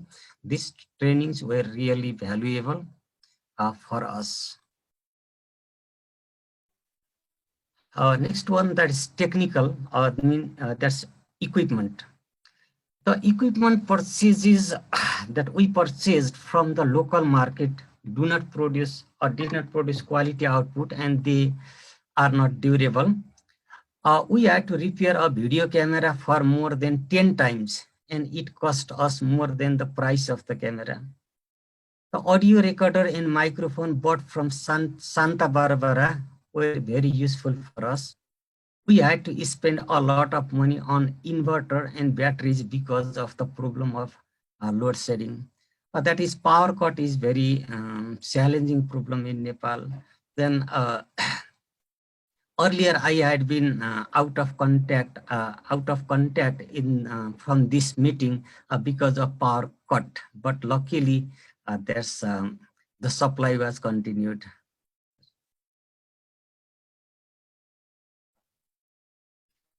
Next one is speakers. Generally, the speakers of critically endangered languages are rememberers, means they spoke the language very earlier, several years ago, and they gave up speaking, or they did not get chance to speak their language. Some of our speakers had not spoken the languages for more than a decade, and they were so happy to get chance to speak their language. The rememberers have a latent capacity of their language. It comes out if they get chance to interact with other speakers. We let them interact with each other in group for months. Some speakers are competent in language, but cannot produce text and vice versa. And some good storytellers did not have front teeth, and that was very big challenge for collecting text, means oral text, while we recorded the sessions. So before we start recording or we do any language documentation in such critically endangered languages, we have to let them, we have to manage the environment for them, for the interaction among the groups, and that helps them to remember language, or that's to recover their language competence. And only after that we should start recording or we do our research work.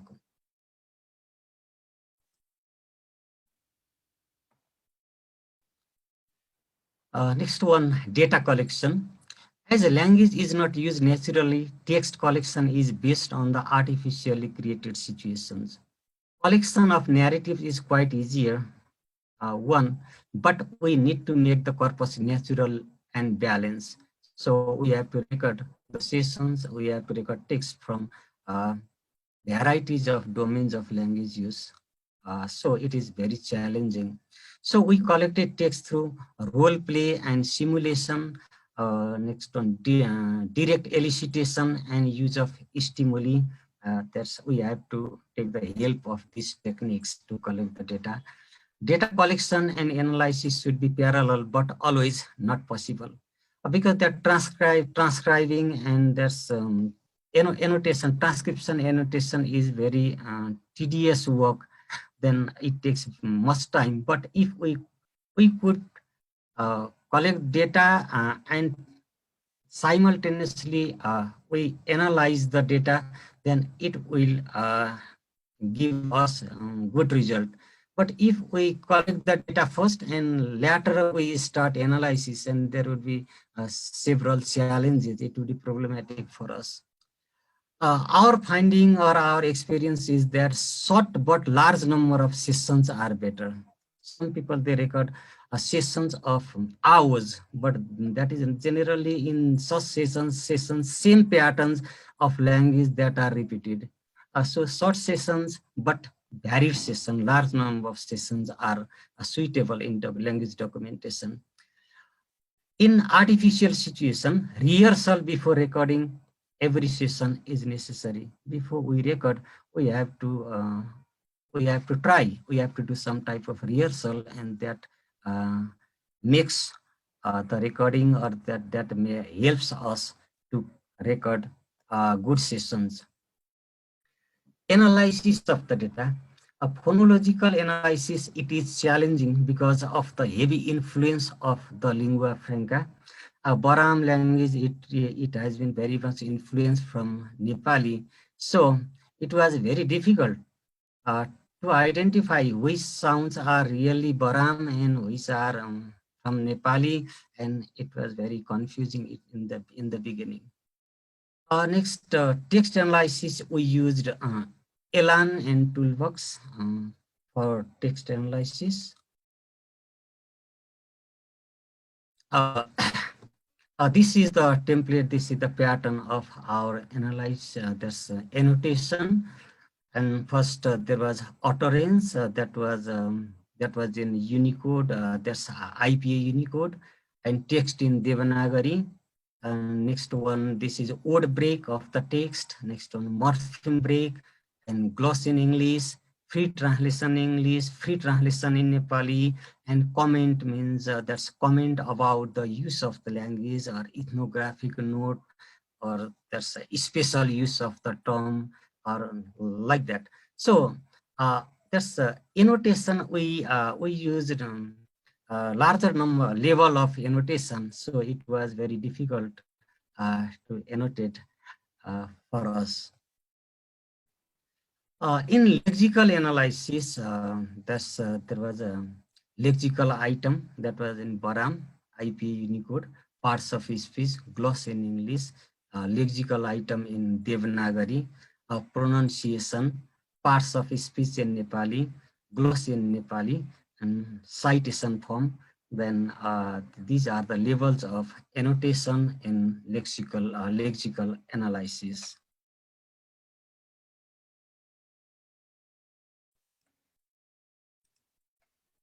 Then our outcomes are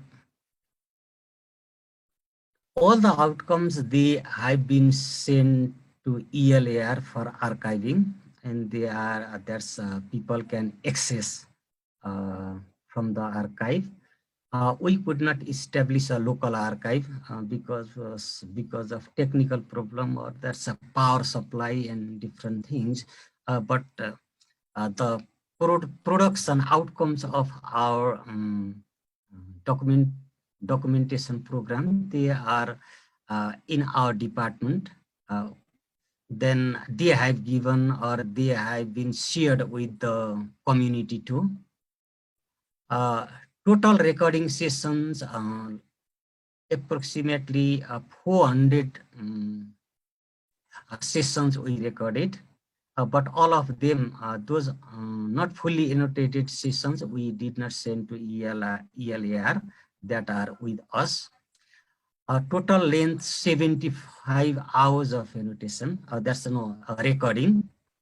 And we collected text from 50 different communicative event types.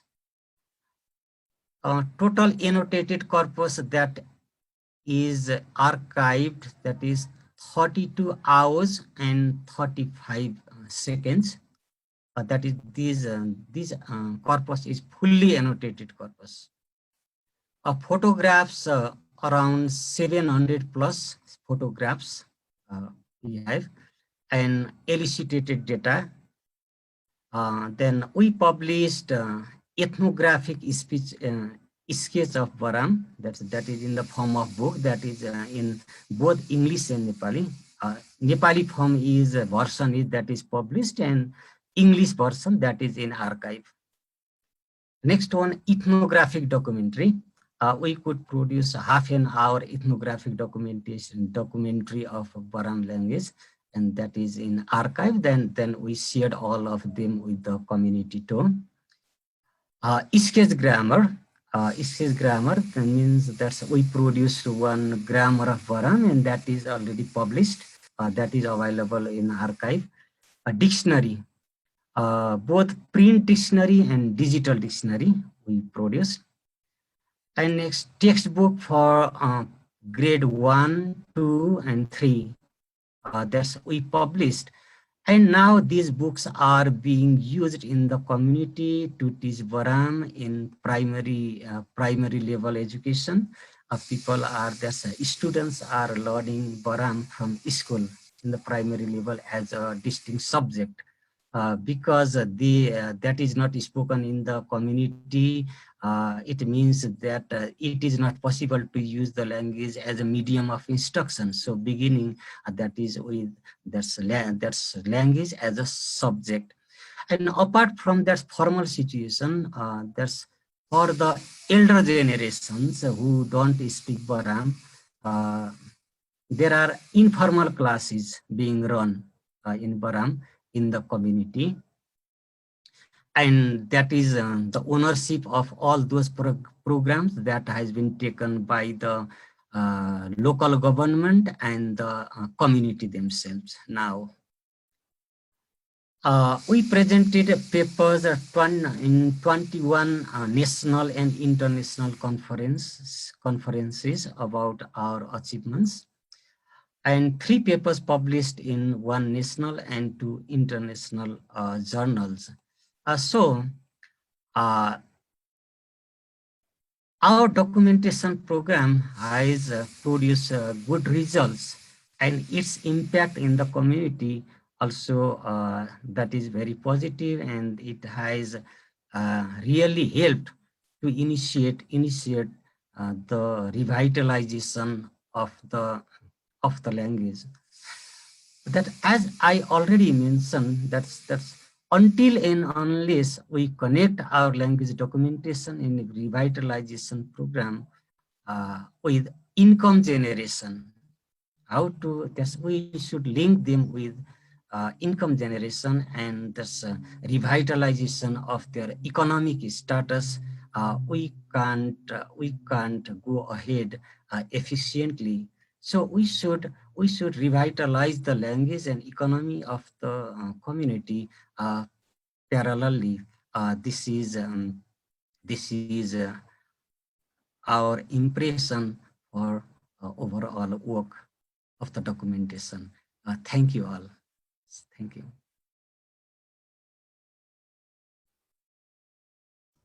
Thank you so much, Krishna. All right, everybody save your questions just a little bit longer. We have one more presentation. Last but not least, it's Bemarita, so take it away.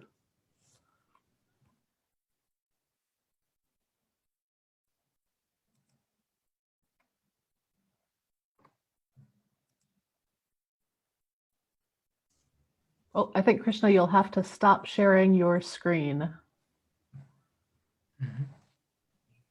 Okay.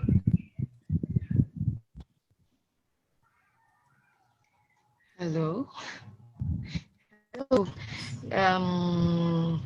Good morning, because it's morning here in the Philippines. Okay, I need to share my screen. Oh, somebody needs to stop sharing his screen. That's what my computer is saying. Yeah, Krishna, are you able to stop your screen share? Sorry, where is that one? I could not see the option. At the very bottom, you should see something that says share screen. At the top, look at the top, Oh, and you the can top see for you? it says stop sharing. It should be red in color. Yeah, Oh. good. Wow. The green color, yes.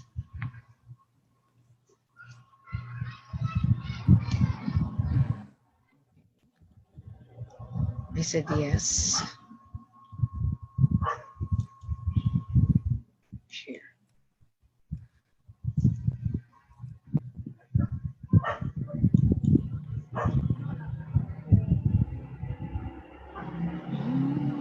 My computer is lagging. Okay.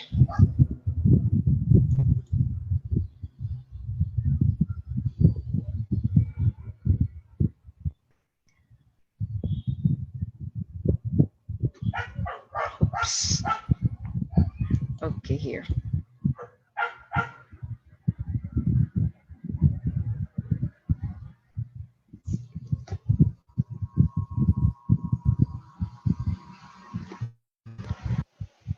I hope you can bear with me.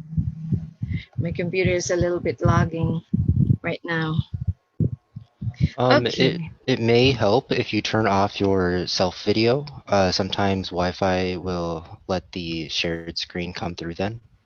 I have you. Are you no? You see my screen? I would like to ask. I don't see a screen. Oh, okay. So how am I going to do with this? Maybe try turning off your face cam and see if that will let it go through. Okay. Sige. Okay. Oops. Oops.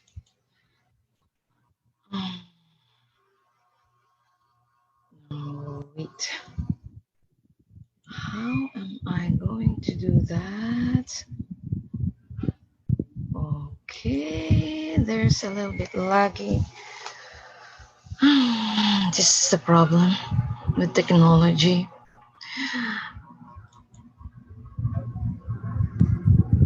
It's always something. It happens to all of us. Yes, especially during also my class. It was bound to happen to somebody today. How about this? Can you see? I think there's a lag because we see that you have started sharing your screen.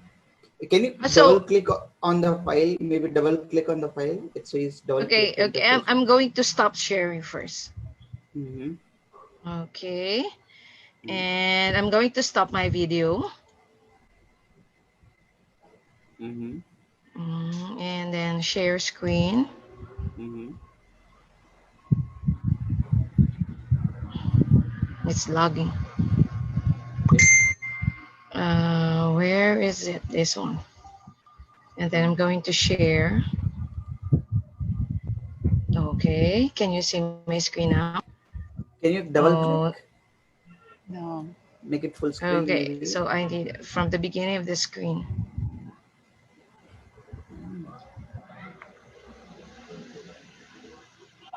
It's here. If you want to, you can try emailing me the slides and I'll share my screen. Okay. I think it's the problem is in my computer. I need to stop first, and then I need to this one. I need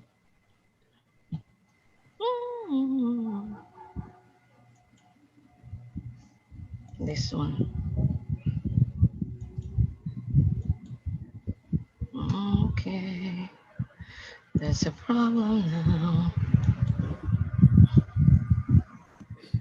Okay. Let me see if I can share it. I have a lot of windows is being open. That is why maybe I want to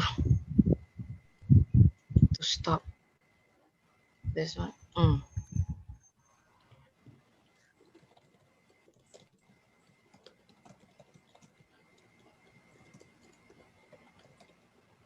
Okay, can I have those?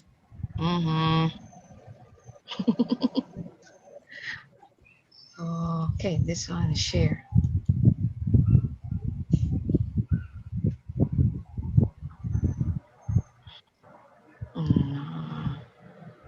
Yes. Are you sharing a PowerPoint or is it a PDF or is it a picture that you're sharing? Why? You cannot still see my screen? No.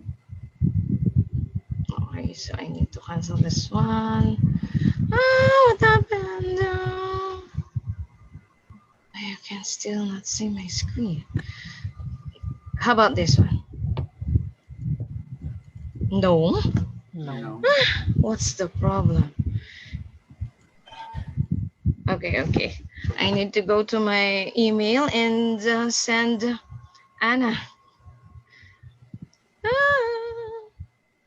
How about this? No. You cannot still see my screen. No. Okay. So I need to stop sharing my screen again and again. Sorry guys, please bear with me. So what am I gonna do? Here it is.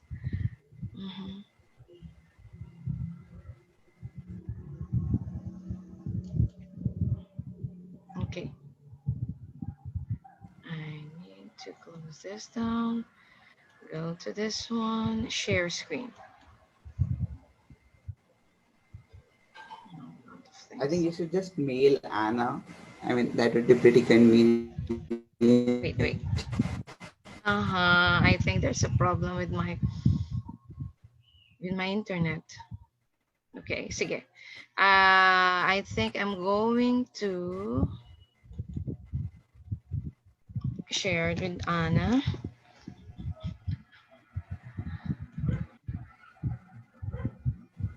Can you see now? Not yet. No. Okay. So I have no other choice but to email Anna. Okay.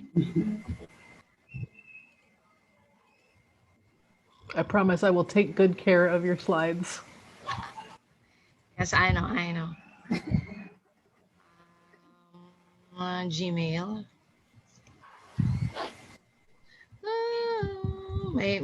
My internet is lagging. This is a problem. Another problem is the internet here in the Philippines is not that fast. Okay. Now I'm also lagging. Okay, I need to have the email. Email, please. Faster, please. Okay, here. It's okay, we can all just chat while we wait. Okay. I hope everyone has a You good know, like, dinner or breakfast ready. Okay. I was saying, so in my language, which is MUNDARE, you know, it's a tonal language, and so the like one of the comment that we get is MUNDARE people speak in music, walk like dancing. That's lovely. So I feel the same way when Bima is doing, like she's having that tone and I can feel that tone coming up. Oh, it's palpak. It's mess up. We call it as palpak. It's mess up. Okay. I have also having a bad time signing in my Google account.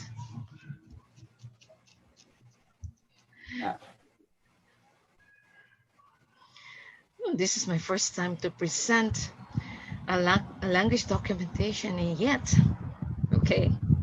Ay, ano ba to?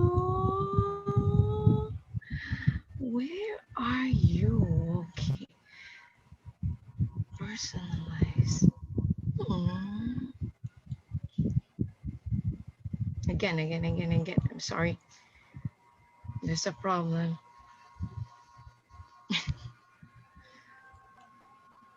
So, Anna, any books you would suggest for us to read apart from the Pedagogy of the Oppressed? Definitely Pedagogy of the Oppressed. And I've read David Crystal. Yeah, that's a good one. I had a hard time here, this one. You might also try, well, do you mean language documentation specifically? Pardon? Anna? Hercules was asking No, about I mean, documentations. anything which gets you. Okay, this one is in my inbox. I'm going to email to Anna. Of course, the internet in the Philippines is not that as fast. We're almost there. So close. Yes, that's a big problem that we have here. It's still loading. Okay. It's still loading. That's the problem.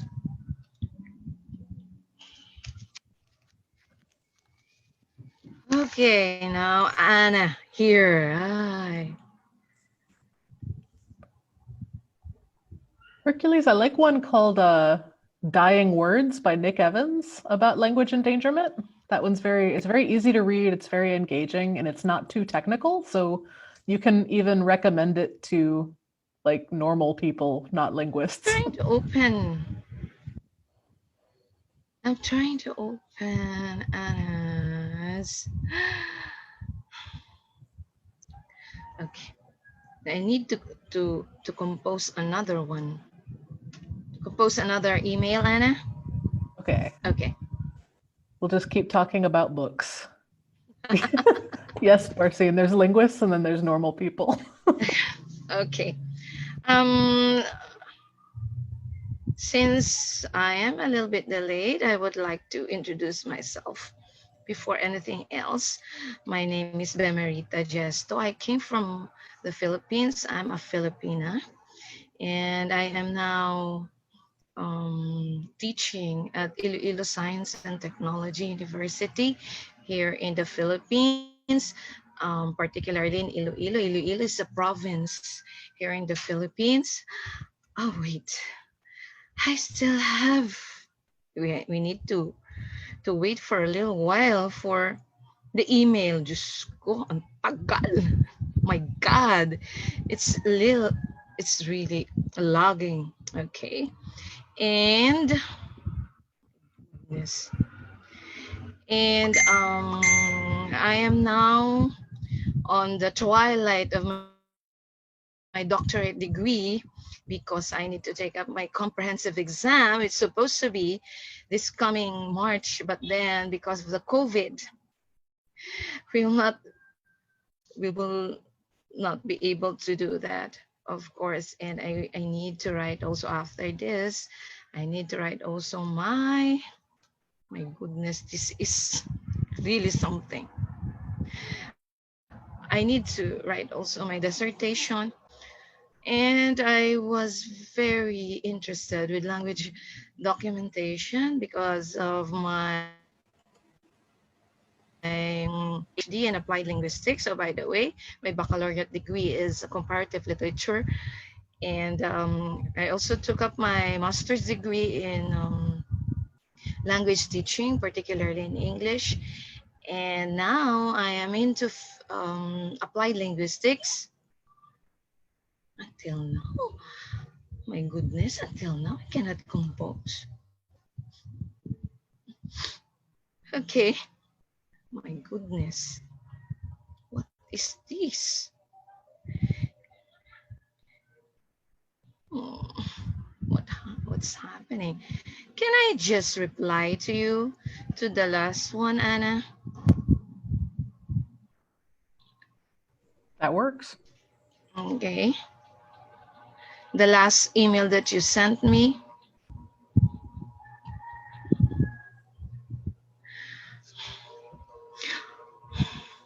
It's really, it will take us a decade. This is what happened. Oh, and now it's logging. It's maybe because of my internet. That's the problem here in the Philippines. Oh, do I need to close some of my windows here? That is why it's getting, oh my goodness. I cannot share. Hi. Oh, ay salamat. It's here now. Ang tagal ah. It's really awful. My goodness. Are these exclamations in Tagalog? What language are we hearing you frustrated in? Oh, I'm using Tagalog. By the way, I can speak.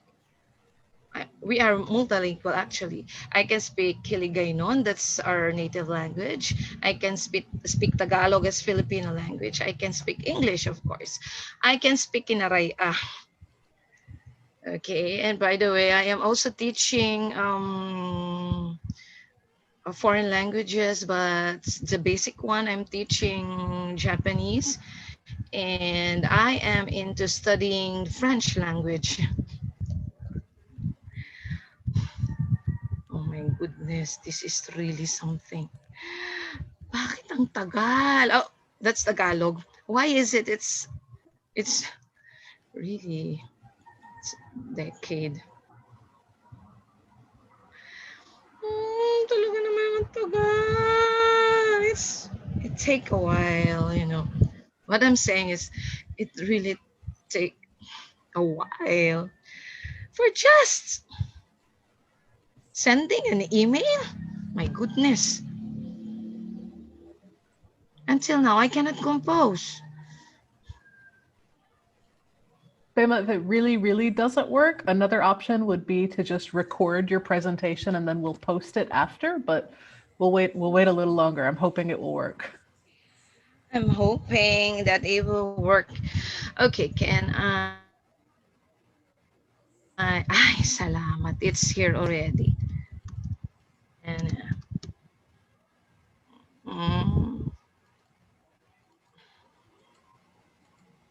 I'm just typing, but it takes a while. And I believe, and I need to attach something. Your screen sharing is paused. That's what it say. Okay. I need to attach the file. Please, please, please. Cooperate. You're almost there. You've got you. We are There's all a problem. cheering for you. My goodness.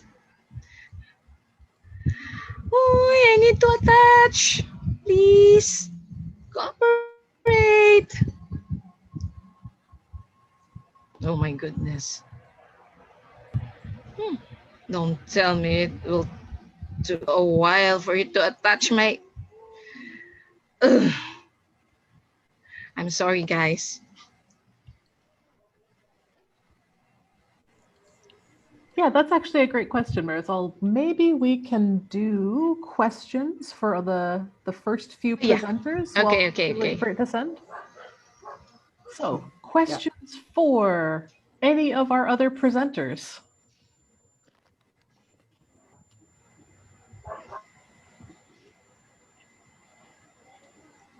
I have a question actually for our first presenter, Jonathan.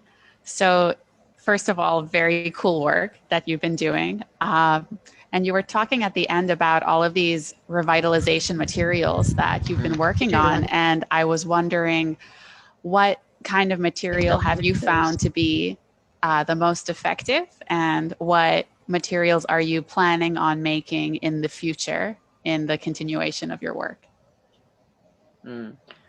Yeah, I think we have done a lot of different things. Since the most classic body parts, for instance, kind of book or stuff like that, that I mean works more or less. And I wouldn't say that is the best thing. I think that the games are something for the classes are the best. The games are the ones the best. That's the simplest to make, and they work the best. And videos and cartoons. We had a cartoon that it was about a story that they made it into a cartoon, which was very, very, very cool. And I think those work fine for the learners, for the children. And I think in next stage, by the way, we didn't have an orthography. All these materials were created before an orthography, because that's the whole thing with the problem, that you have to do several things at the same time. You cannot have an orthography because you don't know how the language works, and you don't know the language work because you don't have documentation. And so everything is kind of linked. So you have to do everything at the same time. And those materials were created before an orthography. We came up with an orthography last year. So the next materials are going to be with a new orthography that is works a little bit easier. And the next material that they're going to be made is we're going to go digital more than actually paper, which means we're going to start on some electronic things, some electronic dictionaries. We're trying to work in a bot, in a language bot that actually is going to kind of like to be on Twitter and kind of like put some words and stuff like that. So we're still working on that. So we're going more into the tech part for the next year and the upcoming years. So to try to actually parallel to the classical materials. But I will say that the games are the ones that work better. And the reason to go to digital is because also it's for the future, for the learners and for the children. And that's something that actually works fine and is cheaper to create. And well, that's yeah. Oh, very cool. Okay, until now it's not yet attaching. That's cool. We can take some more questions. I have a question for Jonathan also. Mm-hmm. Jonathan, cool, your presentation is really, really cool. And it's impressive that because of the amount of, you know, the It community is so small. I want to know what type of permits did you need to get to be able to work with children? Did you have to go into any special permits to go into the community and work with children? Yeah, no, that I was not working with children themselves. It was the community themselves that they were working there. So my work is actually the opposite. It's not me that actually like started the project for the children. So it was them, and what we did is kind of like to join efforts in the sense of documentation and revitalization, and the workshop with the childrens were already taken in place. So what happens is just like, as I said, just like jump in and kind of like help with what I could do, and that's how it works. So it was not me to like asking for permission to go to work there because it was already there. They asked me to go to work They there. ask you. Okay. Yeah, so Excellent. that was like different kind of situations. So yeah, so that was how everything started. Okay, good, good. I ask you this question because especially because how researchers enter my community, sometimes it's very kind of a very abrupt thing. Here I am and I want to do this and we're going to do this now. Seeing how you do this with, you know, you're just a tool for the community, you know, you're working behind them. They're telling you what is it they want to do. Excellent. I love your work. Thank you very much. Yeah, yeah. So I didn't say, I mean, I didn't have time to mention, but it's kind of like collaborative framework that we have, in that, like, I mean, I since the beginning, that's how we established. Since I mean, I wanted to work something, they wanted to work something, and then sometimes I work for them, some other times they work with me, and so we were jumping in from this relationship. Like there were weeks that I was just doing their work and not at all other linguistic at all, not linguistic at all. If it was like the priority, we would go to that, and then we jump to the other. So it was like it's been a back and forward between documentation, revitalization, between who's working on what, who's the teacher, and when who's the linguist, who's not the linguist. So it's kind of like a role, like, you know, like we change roles over the last years. We've been changing a lot of like times, you know. So it's not a just I'm the linguist or someone is the linguist and the expert and the other. It's just being kind of like moving continuously. Yeah.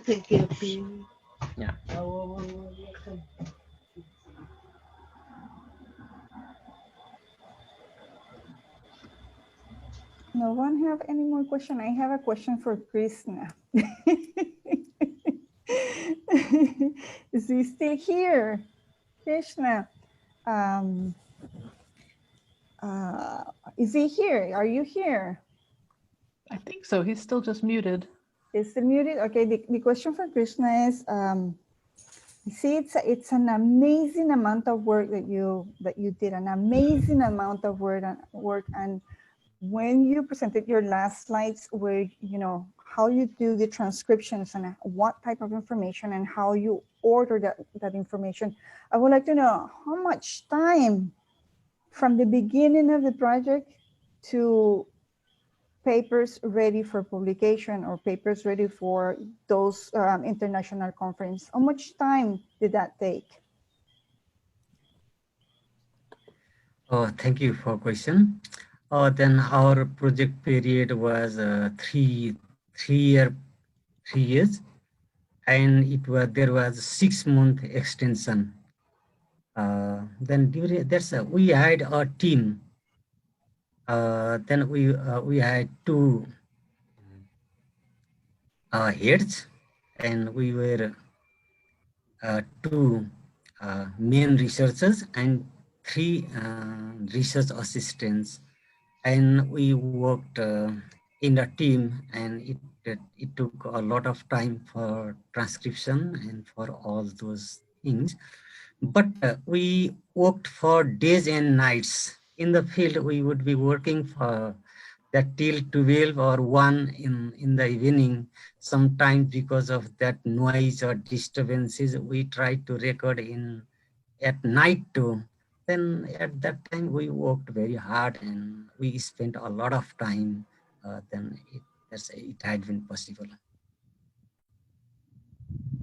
How did you and your group how did you work with the natural noise, or did you have a you know, very soundproof area to record all of this data? Or what technology did you use so you could wipe out the noise? Then noise was always challenging for us.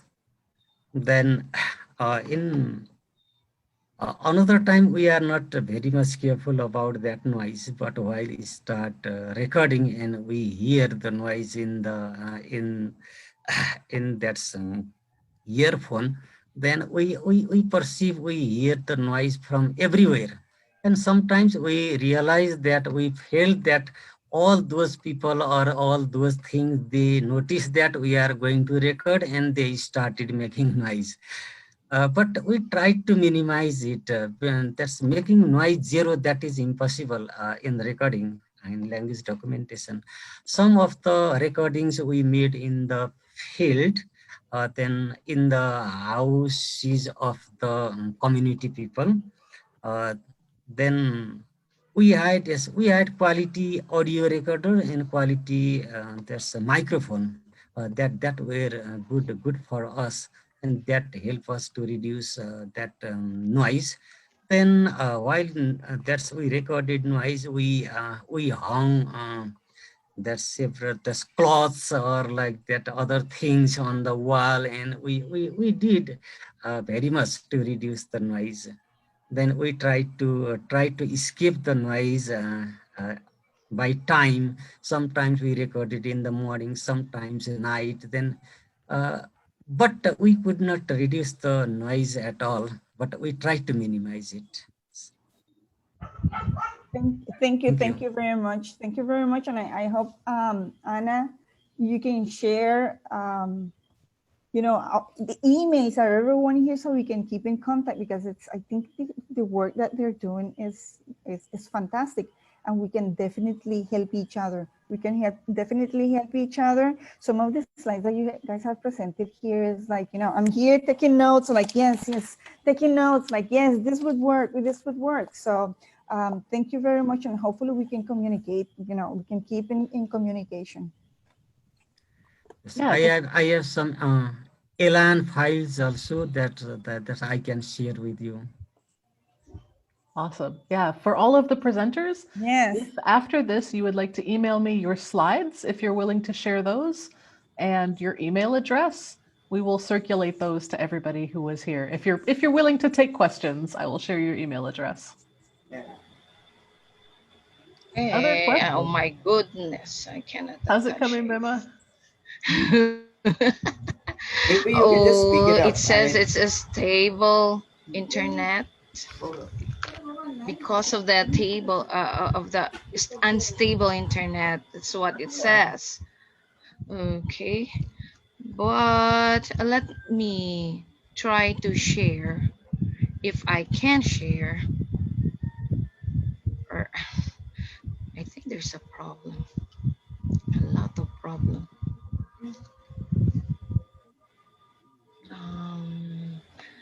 I'm trying to share this one.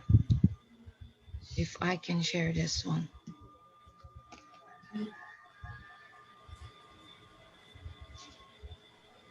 Cindy. Yeah. Can I ask a question to Marisol, please? Yeah. Yeah. Right. Well, you mentioned that your experience with linguists who came into the community has not always been good. Now, I've heard that story in other situations as well. So, what are your lessons learned from that, and you know, how can other communities avoid those pitfalls?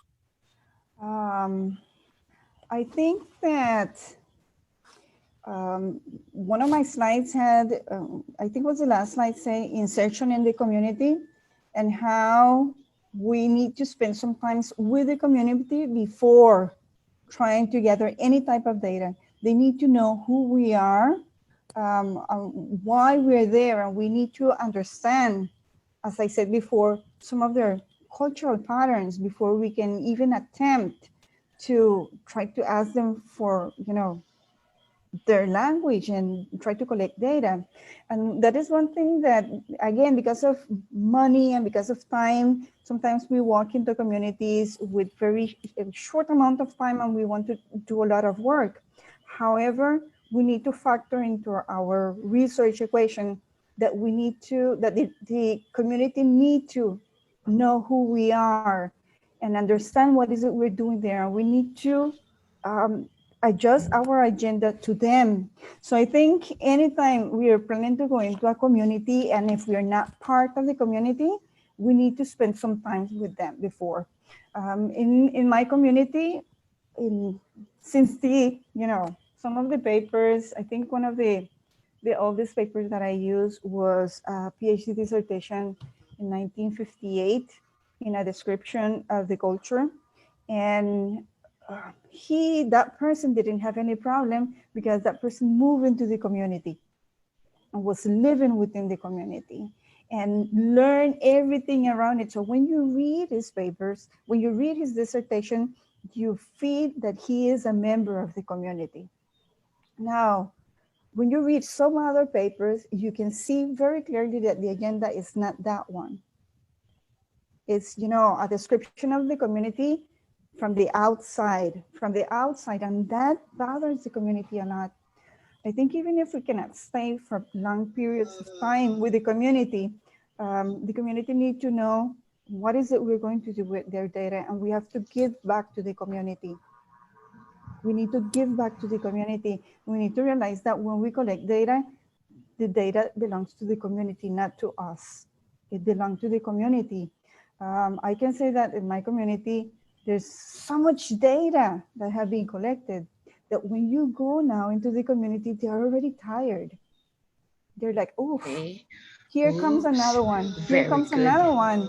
And there's so much thing that we still need to do, and there's so much thing that they want to do. But as researchers, we have to, again, as I said before, insert ourselves before attempting to do anything else. Give them the opportunity to know who we are and give ourselves the opportunity to learn their culture and their cultural patterns before trying to ask them for their language. That is my take. And, we always have discussions in my university, the linguists, when we want to go do field trips and, we're going to go for 15 days and you guys are going to collect a lot of data. And 15 days is not enough. We need to go before, we need to go there. We need to let them know that we're here and what we're doing, and, how can we work with them before actually going in to collect data. I think that is what we need to do. I think that is what we need to do. We have one researcher in Costa Rica that we have a lot of researchers that do Limonese Creole in Costa Rica, but there's one in particular that before doing all of his research for linguistics, he learned the language. He learned the language. He does not belong to the ethnic group and he does not belong to the community, but because he learned the language and he moved into the community a little bit, and when you listen to him, you think that he belongs to the community. So he is so welcome into the community. And I think that is the approach that we need to do. We may not be able to learn the language, but learn about their culture and give them the opportunity to learn who we are. Hopefully I answer your question. Yeah. Very, very comprehensive. Thank you. Amanda, I see that you have a question from Marisol also, but I just got Bema's slides. Hooray! Okay, so let's go ahead with our last presentation, then we will return to questions. All right. Cool. So Bema, let me open these up and start sharing. Emma, you're going to have to unmute yourself because I just muted you just as we were listening to the other speakers.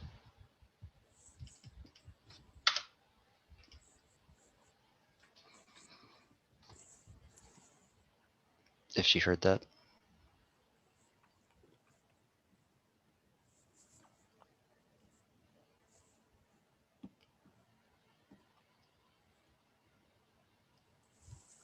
Okay, can everyone see my shared screen?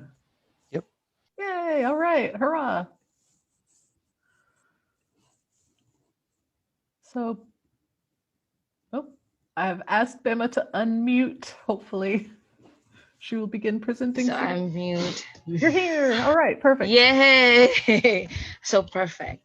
So Okay. when you are ready for me to move to the next slide, just say next slide. Okay. So this one is assessing the language vitality of Inate. Inate is a language of Aitas, an endangered innate language of indigenous people of Nagpana, Barotac Viejo, Iloilo. Okay, so next slide, please. Okay, so this is my country. Let me tell you something about my country. So we are in south. We are located at the southeast of Asia, and Iloilo or Panay, the Panay Island is somewhat here in Palawan. Okay, and we have in Panay Island, we are actually island country. There are 7,100 island. We are composed of 7,100 island, and I am here right now in Iloilo. Okay, as you can see in the screen, in Panay we have four provinces. We have Antique, Aklan, Capiz, and Iloilo. I am now located here in Iloilo. And of course, another province, a small island, it's Guimaras. Okay, and the Aitas are here now in Boracay. Boracay is one of our well-known beaches here in the Philippines. And we have also Aita tribes here in Boracay, and also we also have Aita tribes here in Antique, and somewhere in Capiz, and in Iloilo we have in Iloilo we have two tribes here. We have one tribe in Barotac Viejo, the other one is in Gimbal, and we have one tribe also here in Guimaras. Okay, so these tribes are actually, they are indigenous people, and the Philippine government are doing a lot of things to preserve their culture, their language. The language of the Negritos, we call them the Negritos, okay, are now dying. For the next 100 years, according to the study of Headland, we have many languages, at least two languages are dying for the next 100 years. And the Negrito languages are now on the brink of dying because only small number of views, because there are only small numbers of users that are now using the language. Okay. So in Panay, we call them as ati or aitas. So I will be using the word ati. And these tribes already exist in Barotac Viejo, in Iloilo, in Boracay, in Aklan, as I have said. And there are already 1,500 native speakers of this language. And the one that we're going to conduct a study is with Nagpana. Actually, Nagpana is a place in Barotac, and it is also a southern dialect which is used by the Atis. You have also Malay, which is the northern dialect, and Sugudnin, which is a high speech register. Okay, next slide, please. This study will be anchored on the university that I am now affiliated with, the research agenda of the university, which is of course developing, producing, and disseminating information about Filipino culture, especially with now assessment of the language vitality of the Atis. And of course, it is now on the brink of dying because only they are not using, or they are not conversing it when they are talking with other other people who are not part of their tribe. That is what's happening right now. And the research purpose, could you please, next slide, please. The main purpose of this study is to know the language vitality within the Ati community, especially with Barotac Viejo, Iloilo. Now, we are planning also to have also a study. The same study will be conducted with the Atis of Gimbal.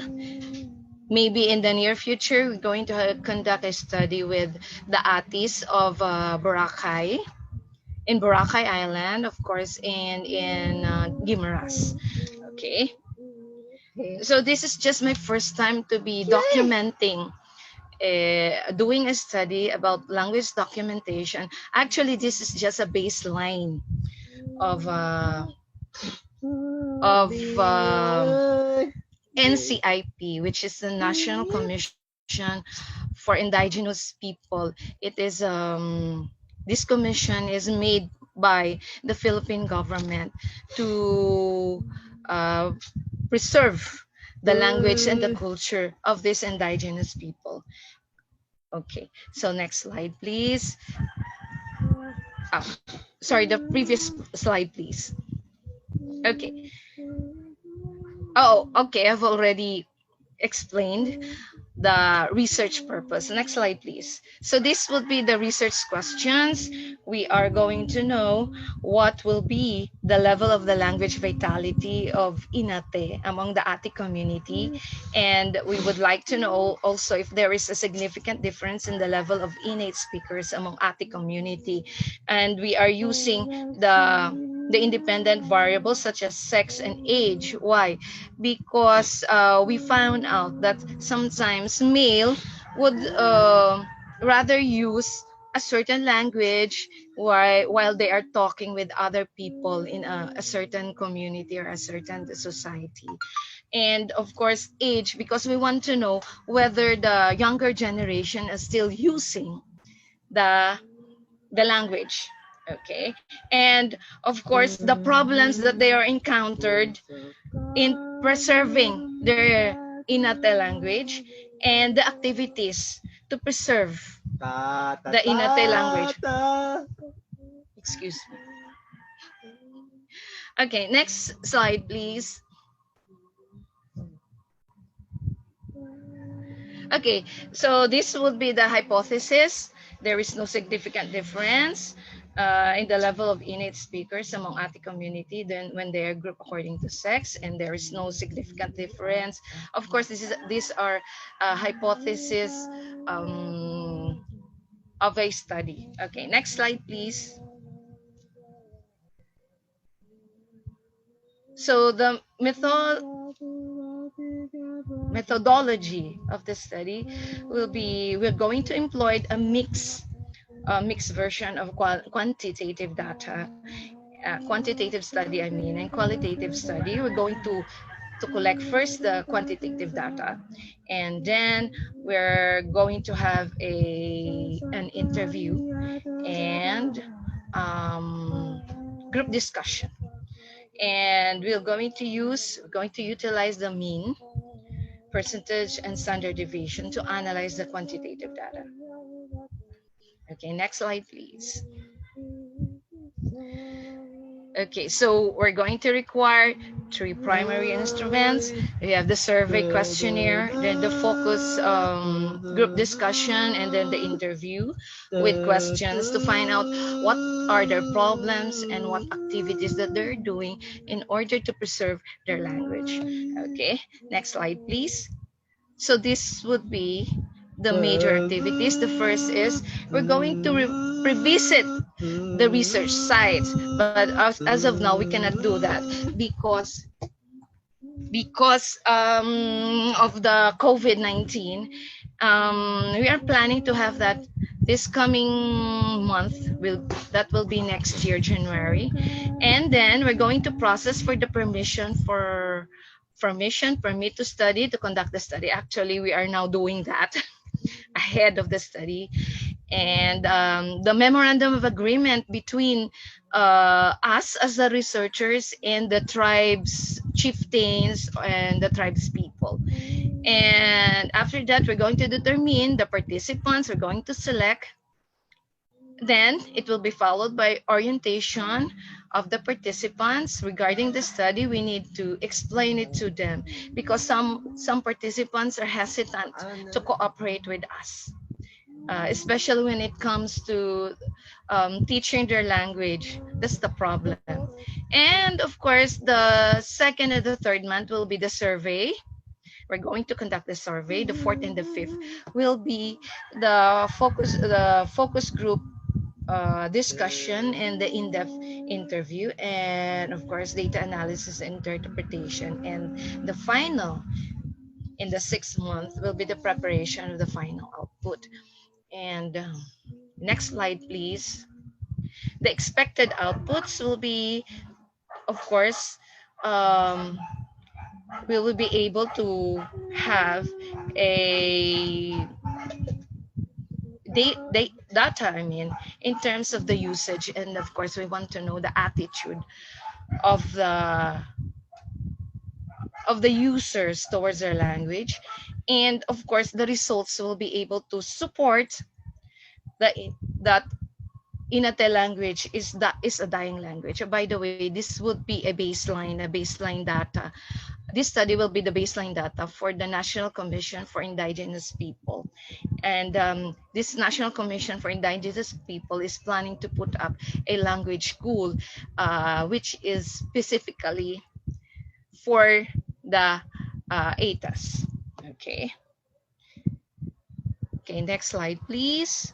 Now, these are the target beneficiaries. The result of the study will serve, as I have said, as a baseline data for the National Commission NCIP, I mean. Okay, and it will serve as a reference for them in establishing, as I have said, a school for the native language. And this school, the objective of this school is to teach the Atis and to preserve their language, and as of course they will be able to transmit it to younger generations. Okay, so another is the study will inform the Ati community that they need to, of course, value their language and transmit it to the younger generation. Okay. And the next one, the problems. Now, this is the problems that may arise in pursuing for establishing the school for native language of the Atis. The first is the pedagogical materials. Okay, of course, we don't have materials as of now because it is being transmitted, being taught to the other Atis, for the younger Atis, through oral tradition. Okay, that's the problem. And of course, the lack of teachers who will teach them. Okay, not all Atis are educated as of now, but there are also Atis who are educated. But of course, the lack of teachers, maybe the old ones will teach, but how many of them? That's the problem. Of course. And that's the third one, is the consent from the tribe if they're going to teach us. I heard a lot that they are hesitant to teach us, especially if you're not members of the tribe. They would not really teach us. Now, if we're going to pursue, the problem is, how are we going to teach the teachers who will be teaching them? Okay. So that is really the problem. And of course, by the way, this study will be funded by the National Commission on Indigenous People. It will come from the government. And of course, another problem is the time that we'll be able to conduct this study because of the pandemic. That's the problem. Okay. Now, that's all. Thank you very much. I hope you, this is my first time to conduct really the study. Now I'm a little bit stressed because of what's happening earlier. Okay, thank you. Thank you, Bima. It all worked out in the end. I'm glad we got your presentation. So I know we have gone quite long, so maybe if we have just a couple more questions. I think some folks had questions queued up.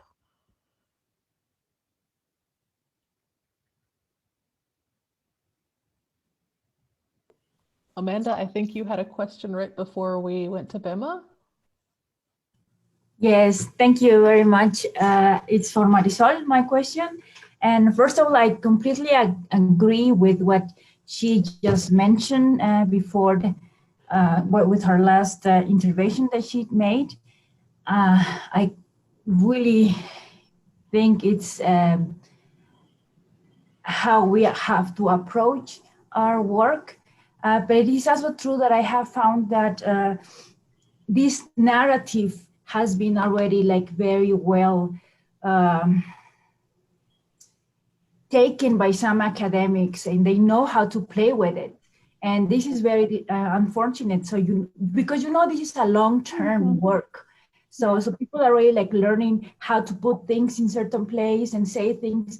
And it's very discouraging for people that has actually worked very hard, and for the community as well. So apart from that, that was not my question, that was my comment on what you said. But my question was basically, is actually that I also encountered the same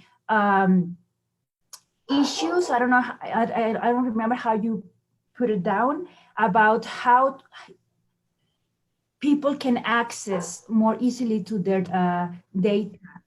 So in my experience, I gave in the data in USB, in CDs, and I left 3 hard disks in the community with different people. So if they got in a fight or, or something happened, I mean, I tried to work it out somehow. And because I know the archives are still like not really the way that people go to actually going and see their data. And at the end, what it has happened to me all the time is that people anyways reach me, send me an email and ask me for the data again, which I don't care. I mean, I can do it as many times as people actually ask me for it. But it's like how you find a way that makes it more easier, or is more or less the same thing that is happening to you, or I don't know, how can we work it out? Because I also found that it's like very an issue really to work with. Thank you.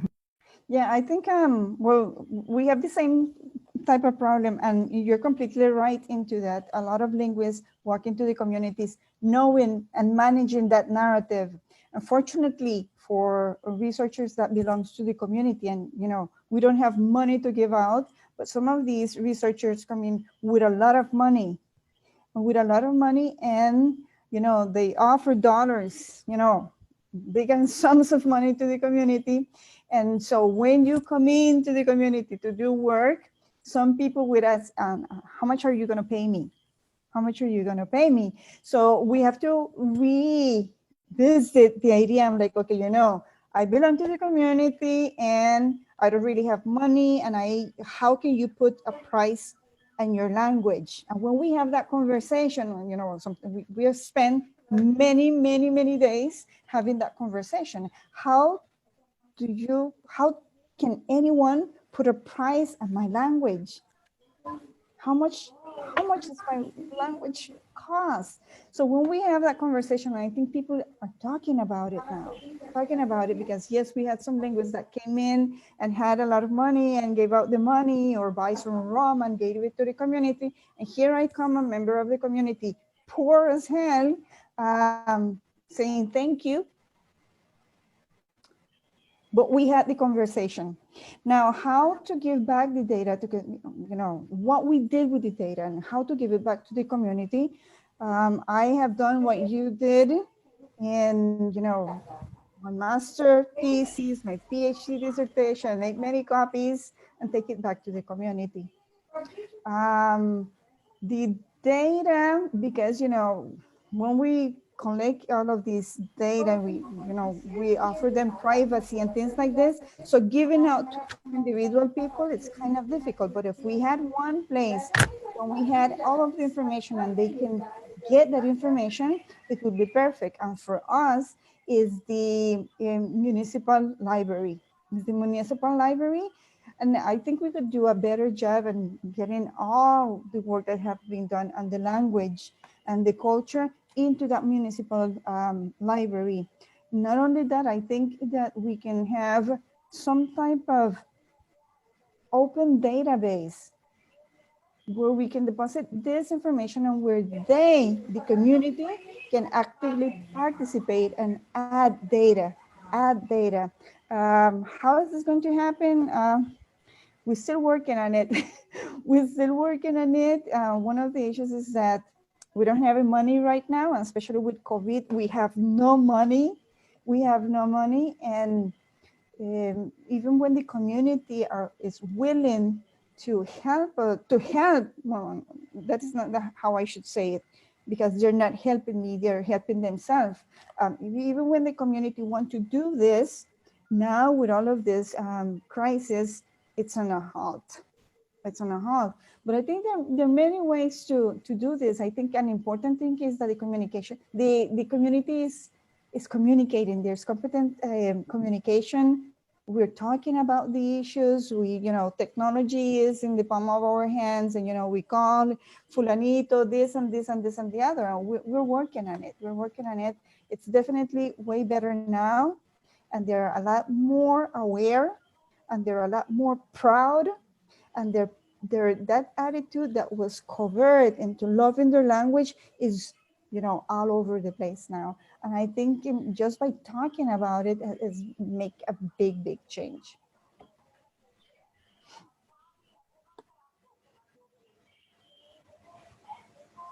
Thank you, Marisol. Any other questions? I have a question. Awesome. I have a question for Bema. Bema, you talk about in one of the last slides that you presented about measuring attitude towards the language. How are you planning to do this? How are you planning to measure attitude? And because I have part of my dissertation was measuring attitude towards the language, I know that it's not as easy as it sounds. So I'm wondering, what is your plan? How are you planning to measure attitude?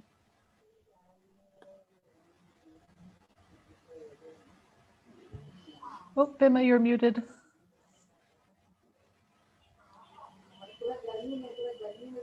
Am I unmuted? Aha, okay. Okay, I'm unmuted. Sorry, it's the lagging. Actually, when it comes to attitude, we're not going to measure attitude. We're just going to measure the, we're going to use mean, percentage, and frequency count for the level of language vitality. But we're not going to measure attitude. What we're going to do is that we're going to conduct interview. So if what is their opinion about, we want to know what is their opinion about their own language. Do they find their language as inferior or superior language? And are they still using it now? Are they still using inside the home, or maybe when they are talking with each other during socialization? Or they find it as they lack, interest in using the language. So that's how are we going to find out, through group discussion and interview. Okay.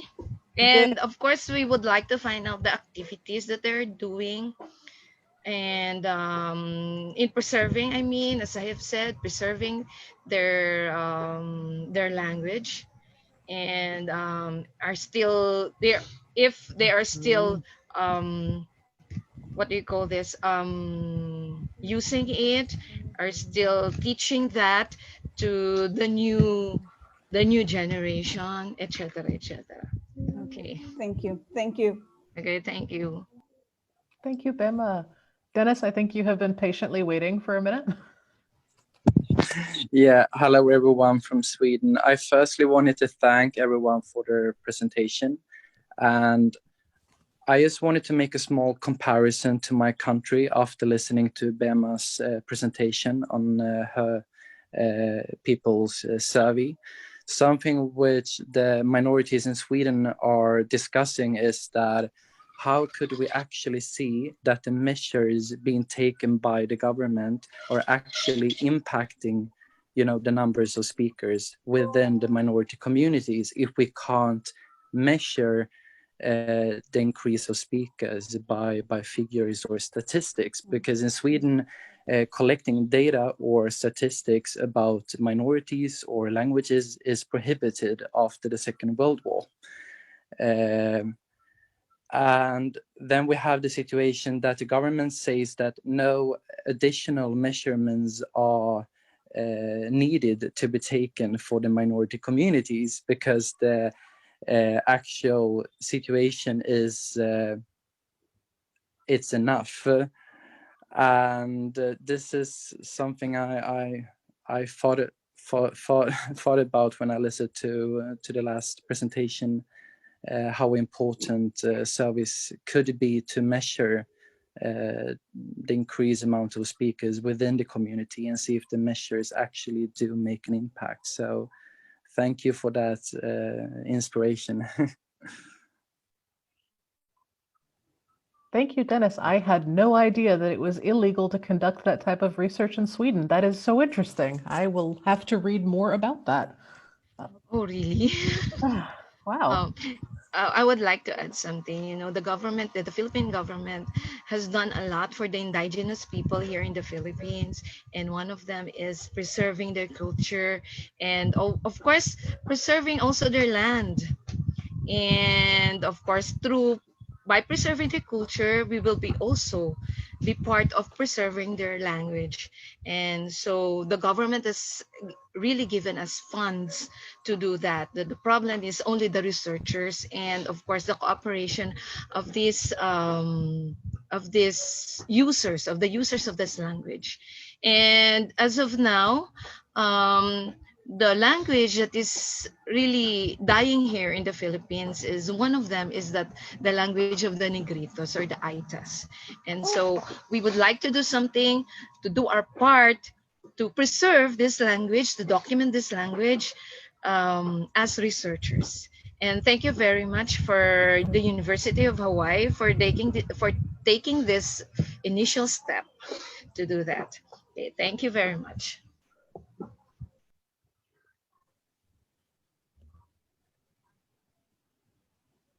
All right, I think we probably have time for one more question. We have run extremely long. Thank you all for your patience. But there was so much good material to cover, I didn't want it to end. So do we have maybe one more question? I have a million questions for all of you, but I will email each of you. Okay. I just have one more point to add.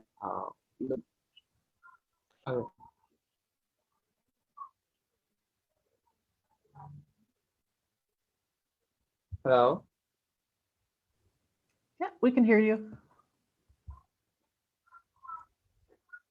So there was someone else speaking, I guess. Or should I continue?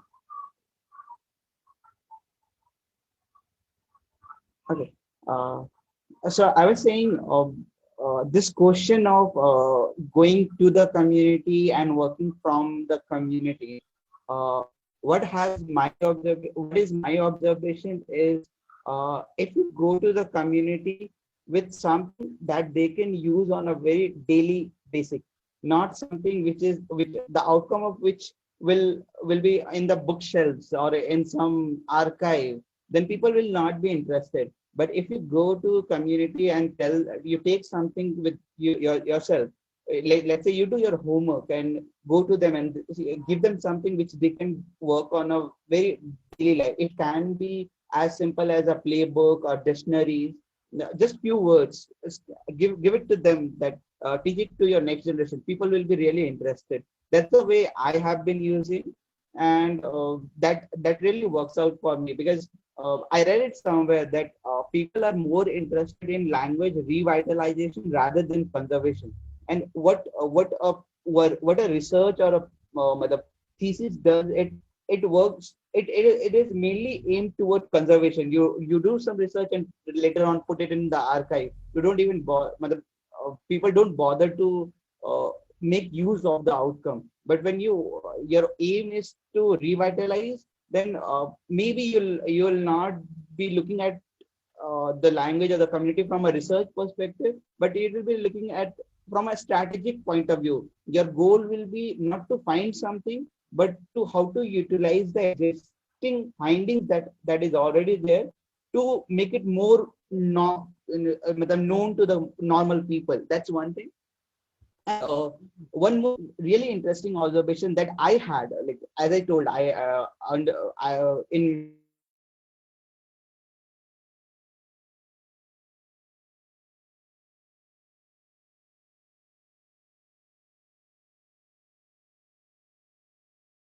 Well, we lost Hercules. Oh dear. I have to say that I agree with what he's saying. I agree with what he's saying, in that what we give back to the community need to be something more practical that they can use. And definitely we can have a repository where we take all of these things, but from all of these things that we did, what is the end result on how we can prepare and have something for the community? I completely agree with him, completely. Yes. All right. Do we have And oh, Emma. yes, that is why it is really good to hear that there is an effort from the National Commission of Indigenous People here in the Philippines to come up with a school for the language of these indigenous people. And it is good that they are commissioning us to have this statistics study as their baseline, so that they will know how many users that that are still using this language, and the users that they need to teach, especially for those younger generations, so that it will not just come into the bookshelves. Okay, and the language will be dynamic. Okay. Yes, Can I absolutely. continue? I'm sorry, I'll interrupt. I just have one more point to add. Please, yeah. Okay. So my second observation was often we misunderstand that language is for the community of the language community. But as I said, I'm teaching students, and one of the very interesting things that happened is people from outside the community came in because they were simply living in these areas. And that made me conclude that ultimately language is not for a community, but it's for human as a whole, right? And that's why we should be open to teach language to anyone who is willing to learn, rather than pushing it to the community itself. And that's very interesting perspective to look at. Like, it may be that at some point the whole of community might not, the original bloodline community would not be learning the language, but someone else will learn the whole language. Because it happened with in my community. Even the latest work has been done by a Japanese guy, but he came to India, he stayed, he even